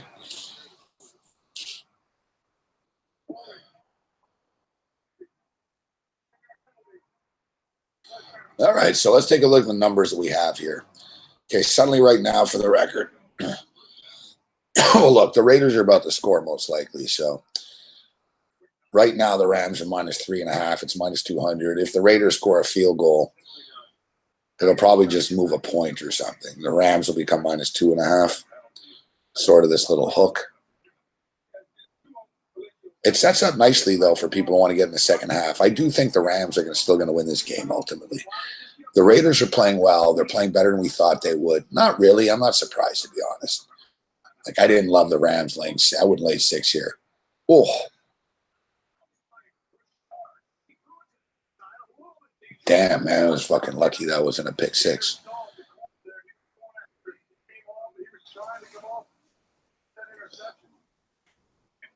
He hung that ball out there. So, yeah, they'll kick the field goal. It'll go down. Then you got a chance to jump in on the Rams here in the second half.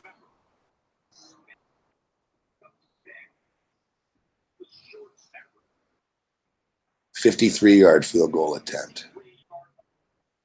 Rams are way offside.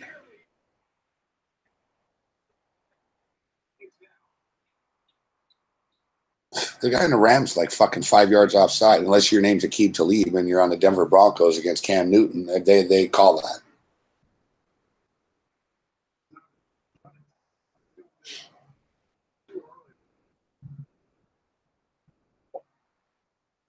What's so hard for the referees right now?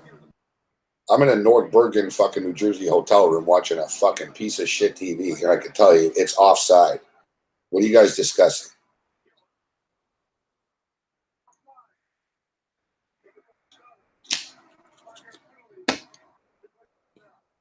You guys had to take a minute to decide whether it was offside or not. Like, what do you want? Like, look how offside this guy was. It's offside.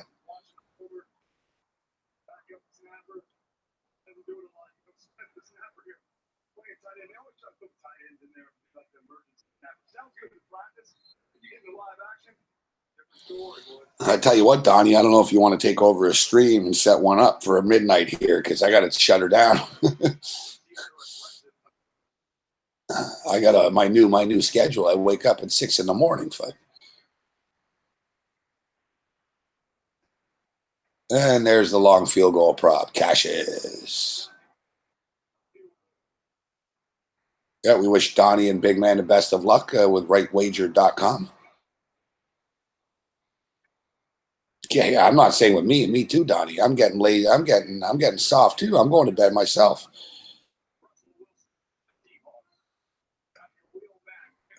I haven't walked around this much in fucking like 30 fucking years. You know, like the last few years, guys, like I've been doing the show near my place, very, whatever. I used to think, I remember I used to complain, oh, I'm so busy. I wake up, I don't sleep. And I was waking up at 10 o'clock, fuck. I was waking up at 10 in the morning in my own condo and then doing a show in my own place. And I was like, oh, I'm so busy. I do shows all day. Now I'm doing shows all day, but all over the place in fucking one of the biggest cities in the world. Like it's fucking stretched out. Donnie knows Jersey. So it's like, I go 2 miles on a turnpike. It might take 40 minutes. It might take 4 minutes. You don't know. Fuck. So you always got to leave early. I can't fuck around. I got to be on the carton show. I got to be there. I'm on at 9. I'm supposed to be there around 8 a.m. or so. They're cool with an hour before. Whatever. It's not like I'm under. I get show up 2 minutes before, but there's a little conversation before the show, etc. So basically, like Corey rolls in at fucking 8:15, 8:30. I usually get there at about like 5 to 8 or 8 or so. But I leave fucking, like I wake up at 6. I'm out the door at 7 a.m. I'm on the air till noon, and I'm on the air to 4 to 7. I'm on this. Like, I'm working 16, 18 hours a day. I'm not exaggerating. Look, I started today at 9, and here it is. I'll be off at midnight. So that's 15 hours. In the last 15 hours, I did 3 hours of Carton and Friends in a studio. I did another fucking 3 hours at the fucking Meadowlands racetrack, and now we're on with you for another 2 hours. Like you said, it's a full-time job watching me. I'm on 8 hours a day. It's a full-time job watching me now. I don't even know how you guys do it. I appreciate it, though. Thank you.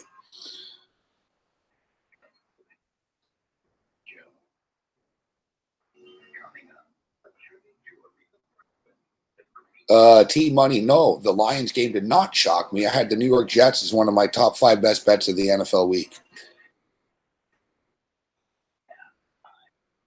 I expected it. Oh, yeah. I was on 6 hours yesterday and 3 hours Saturday. I was on from 10 till 4 yesterday. It's a grind, man. It's the travel part that's getting me. Like, once I get settled in, I can do the shows, no problem. I can do the shows in my sleep. It's not that. I can't wake up at 6 a.m. every day. I won't be on the side of a road in North Bergen every day. Like, there's a lot of shit will be easier for me in the future. Ugh.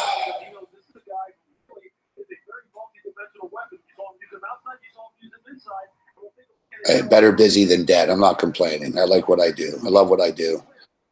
And, I'm not getting any younger, so I'll go hard for a couple of years here, see what happens.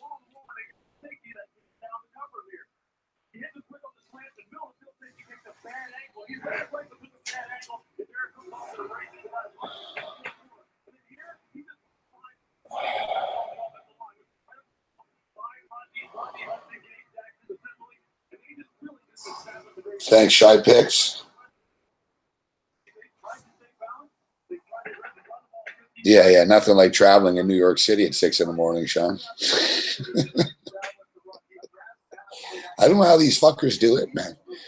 That's like the one thing, Donnie, about this city that I don't know how they do it. Like I'm doing it now myself, but it's like even like rich people. Like I was talking to like the owner and shit. It's like it takes the guy like 90 minutes to get into the work. Like really? Like I'd go crazy. Like Mike Cardano. I said, how long does it take you to get home? He goes, if I drive about 90 minutes. He goes, if I take the express train, 60 minutes, and the regular train, like 80 minutes. It's like, it's a lot. Like people travel a lot. Like Carton leaves his place at fucking, this Carton leaves his house at fucking, at 6:30. So he's on at 9. He leaves his house at 6:30 a.m.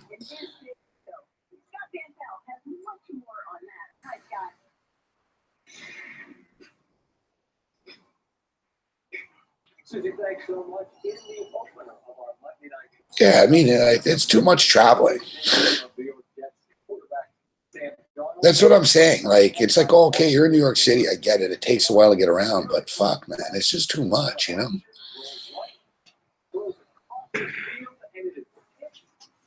That's why me, it's a little pricey, but my commute is really cut, Brooks. Like, Mike Cardano was jealous, fuck.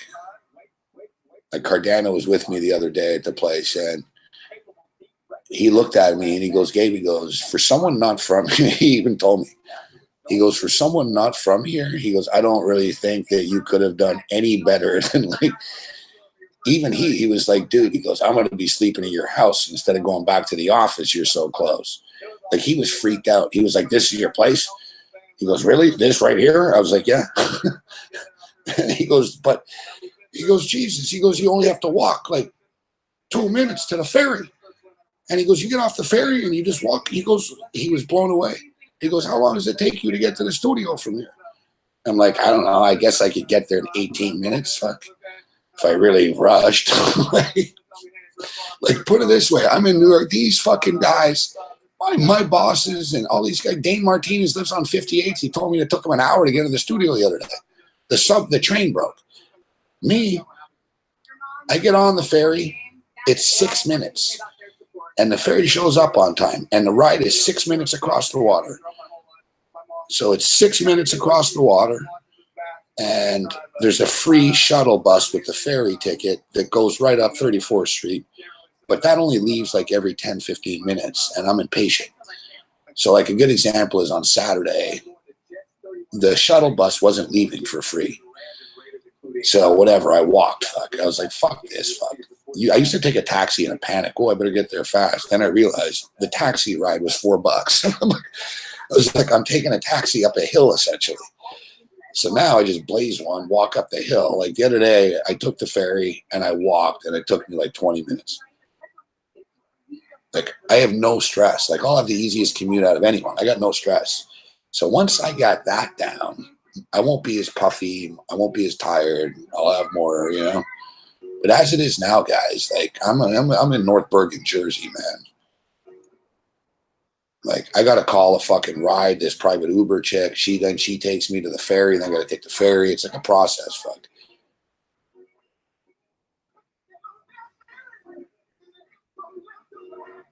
Exactly.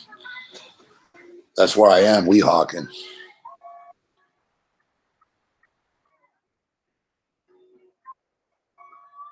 It was Boys to Men and some chick. Fuck.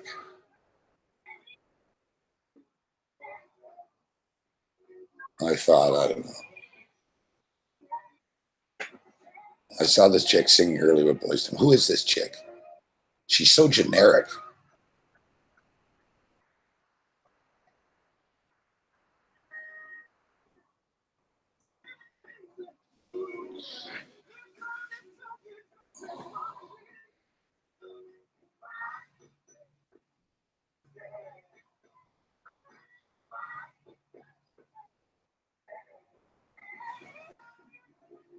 Is it a football factory here in Bergen County? Yeah. I saw this. I saw the high school here and stuff. I know they're really into baseball here too, Donnie. There's a lot of Hispanics, right, in Union City. Like, I saw they had like the high school baseball field and shit. I know they take it seriously.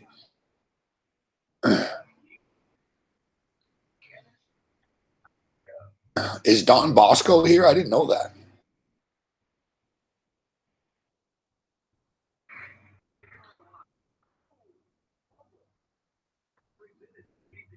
Is Don Bosco here?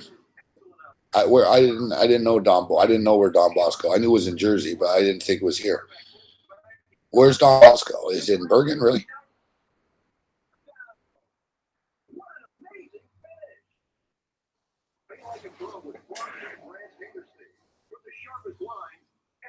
Yeah, Donnie. Like I was walking. I was up there in Union City by the high school. I was outside of Union City High School, and I noticed like there's all these big. The kids are big in the hood here, like big Puerto Rican kids and shit. I could see like there's probably good basketball players here too. Fuck.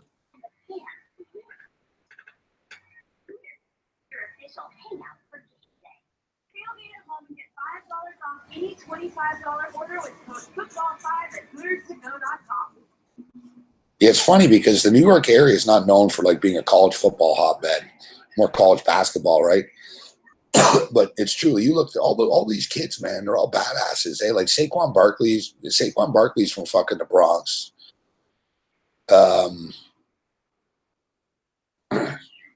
Saquon Barkley's from New York. I didn't realize that Jonathan Taylor kid's from New Jersey. The running back for maybe Donnie knows what high school he went to. The running back from the running back on Wisconsin. I see he's a Jersey kid, Jersey, New York kid.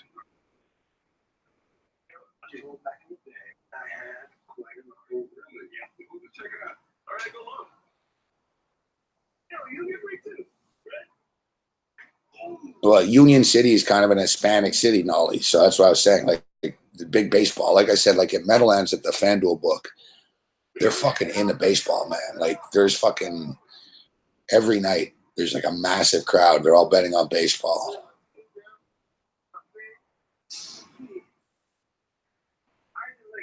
Oh, Salem, all right, yeah.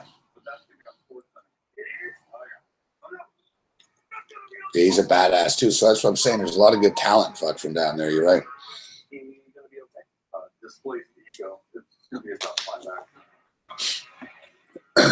you frustrated with online dating? That's because Hollywood wants everyone's photos to look like this.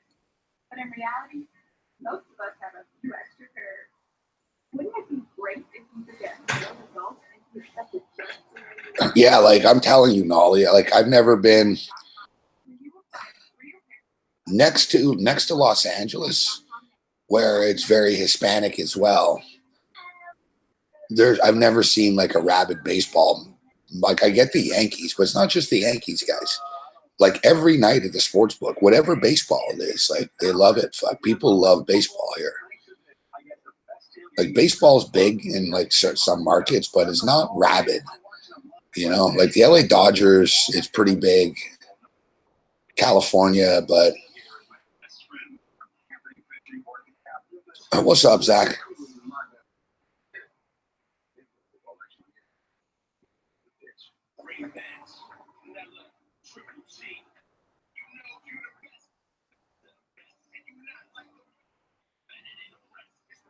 Yeah, like I said, like you know, each neighborhood has its own little pockets of what sport's going to be the big sport, you know. But Like even like I said, even on the other night at the book, I was talking to these kids, and they're from Union City, and remember on Patreon, like one of the kids was real tall and shit, and we were talking about basketball, and they all said, "No, we play baseball." My buddy was like, "No, I'm on the fucking Union. I played for Union City High baseball team." He was talking about how they played Weehawken. I don't know if you've seen the stadium, Donnie, Weehawken. It's fucking wicked, man. I don't even know how you get into it. It's on top of the Lincoln Tunnel, fuck. I never saw it. I was on this hill the other day and I looked down. I'm like, holy fuck. And it's weird. It's all graffiti and it's like Lincoln Tunnel and shit. Maybe Drew's seen it, and it's on top. Like you can't see it unless you look down. It's fucking weird, man. Like it must be surreal for these kids to play there. It's like, what a weird stadium. Like it's just fucking bizarre. It's like on the side of this like rampway going to the Lincoln Tunnel. And it's like not ghetto and shit, but it's kind of like freeway, and then there's like sort of graffiti and stuff. But on the other side, there's this pristine football field with field turf, and it's all nice and red. It's like Weehawken Hawks or whatever.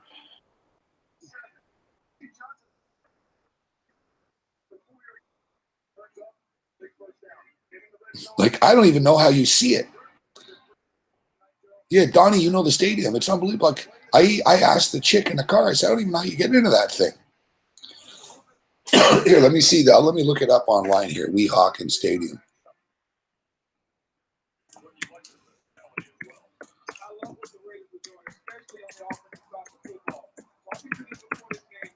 It's one of the coolest football fields I've ever seen in my life.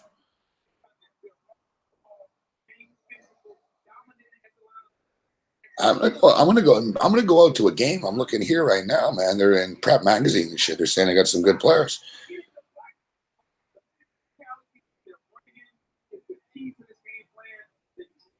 Yeah, here it is.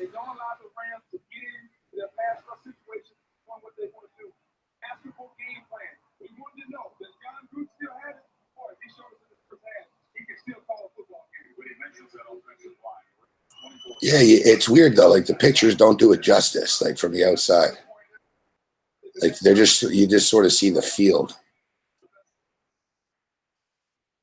Like you can't tell. Like although I'm seeing from the field perspective, the kids can see the city and shit from where they're.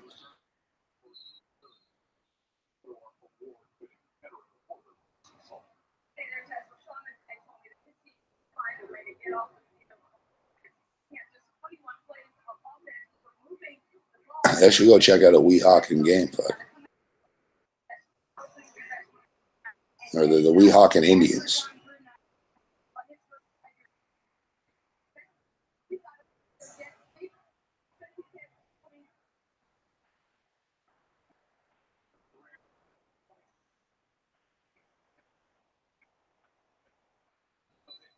Just checking out the stuff. All right, so 13-10 Rams have the football. Oh, big play, Gurley.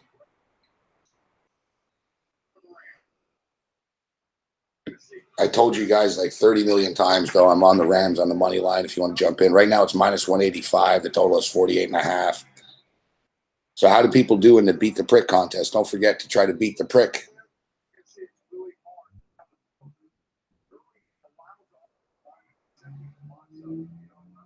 Yeah, give us a thumbs up if you can, but more importantly than the thumbs up, make sure to go to Sportsbook Reviews odds page and Sportsbook page. Pick out a sportsbook that's right for you. Get that big bonus.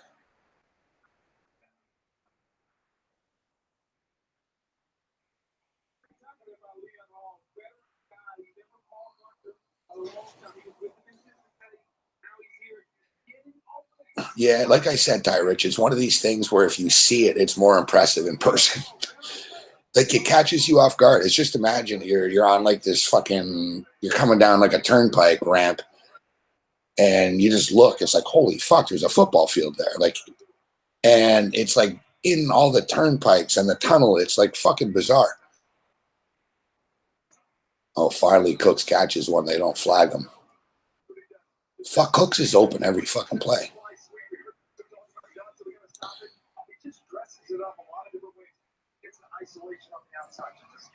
Well, the shows get longer. Well, I'll tell you what, bro. You guys got a little spoiled with 3 and 4 hour shows, bro. But yes, I'll give you a little bit more when I'm settled in here.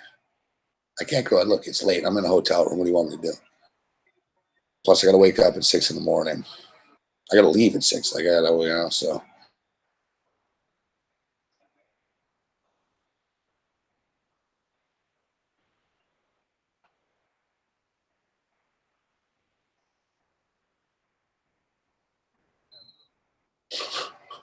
I know, never enough for a row. Hey, Bruce, check.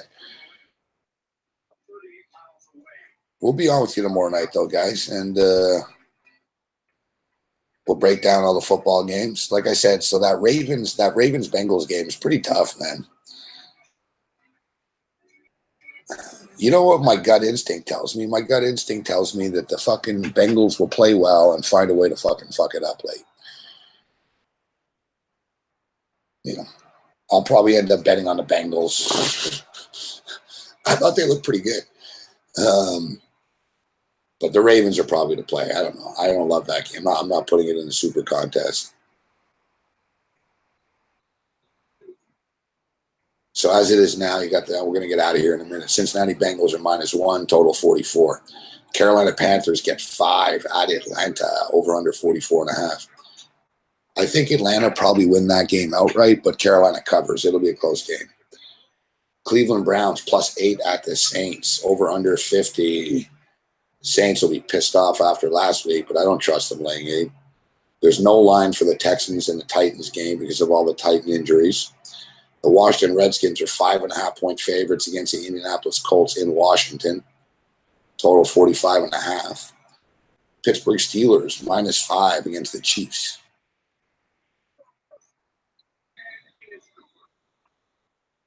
Cooper Kupp. Rams first and goal inside the 10. Kansas City Chiefs get 5 points in the Steelers. Total 53. Number feels a little high. Chargers were 7-point favorites. It's up to 7.5 now against the Bills. We talked about the Philadelphia Eagles being 3-point favorites at the Buccaneers. The Patriots are 2-point favorites at the Jags. The Jags are going to beat them. The Jags should have beaten them in the fucking playoffs last year, but they got screwed over by the refs, and then they choked too. But I think the Jags could beat them. Then you got that big Cowboy Giant game. Loser's going to be 0-2. That's Sunday Night Football. Then Monday Night Football. I'll actually be on the road next Sunday night. And then Seattle and Chicago on Monday Night Football. Wow. One of those teams is going to be 0-2.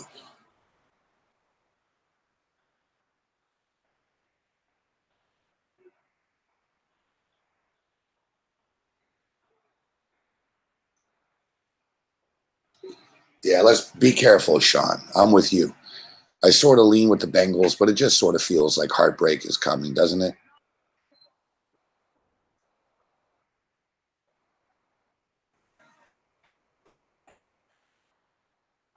It's too early, JM, to take a look at that.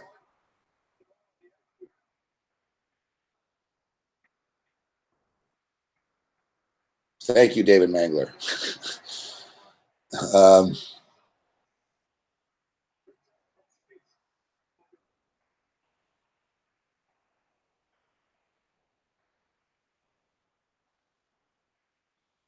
Long field goal prop if I had to pick the game. Well, Thursday night between you got Tucker. Anytime Tucker is playing.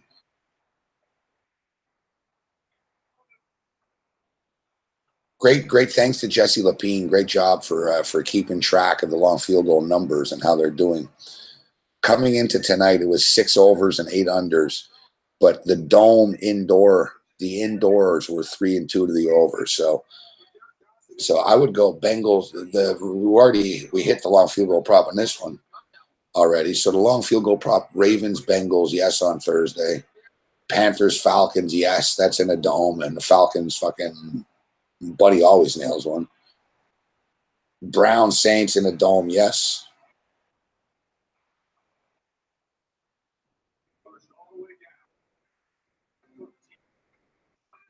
Those are the ones that stick out to me so far.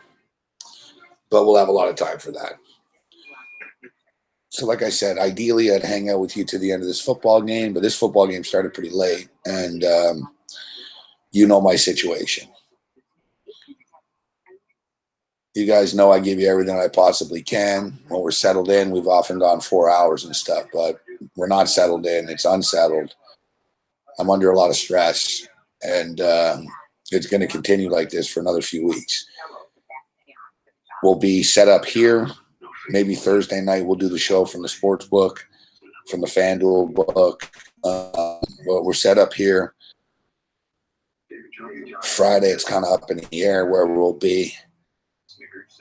And then Saturday, Sunday, whatever.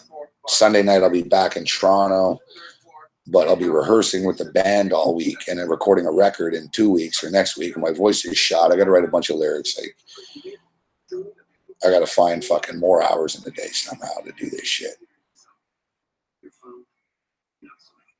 But we'll be with you like when we're in Canada. We'll be on in Toronto, like for Kitchener or wherever. We'll be on with you guys. So we'll be on with you. And then, sometime in October, things will settle down and we'll get back to normal.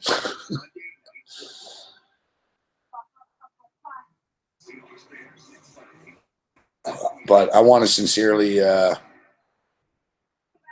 sincerely do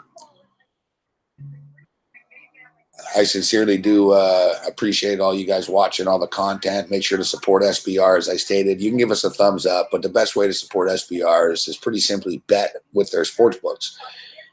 Sign up through SBR, get your nice big bonus, and SBR is giving you all this free content. All right, that's how the free content stays free for you. So you're already betting anyway. So go to the sports books and get a nice big bonus.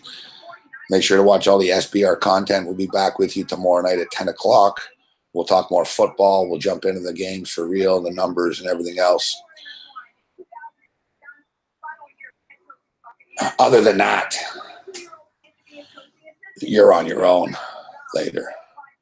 Rams will win the game. Don't worry. Take them on the money line. What are the odds here? Minus 190. Rams will win the game. Minus 190. Other than that, you're on your own later.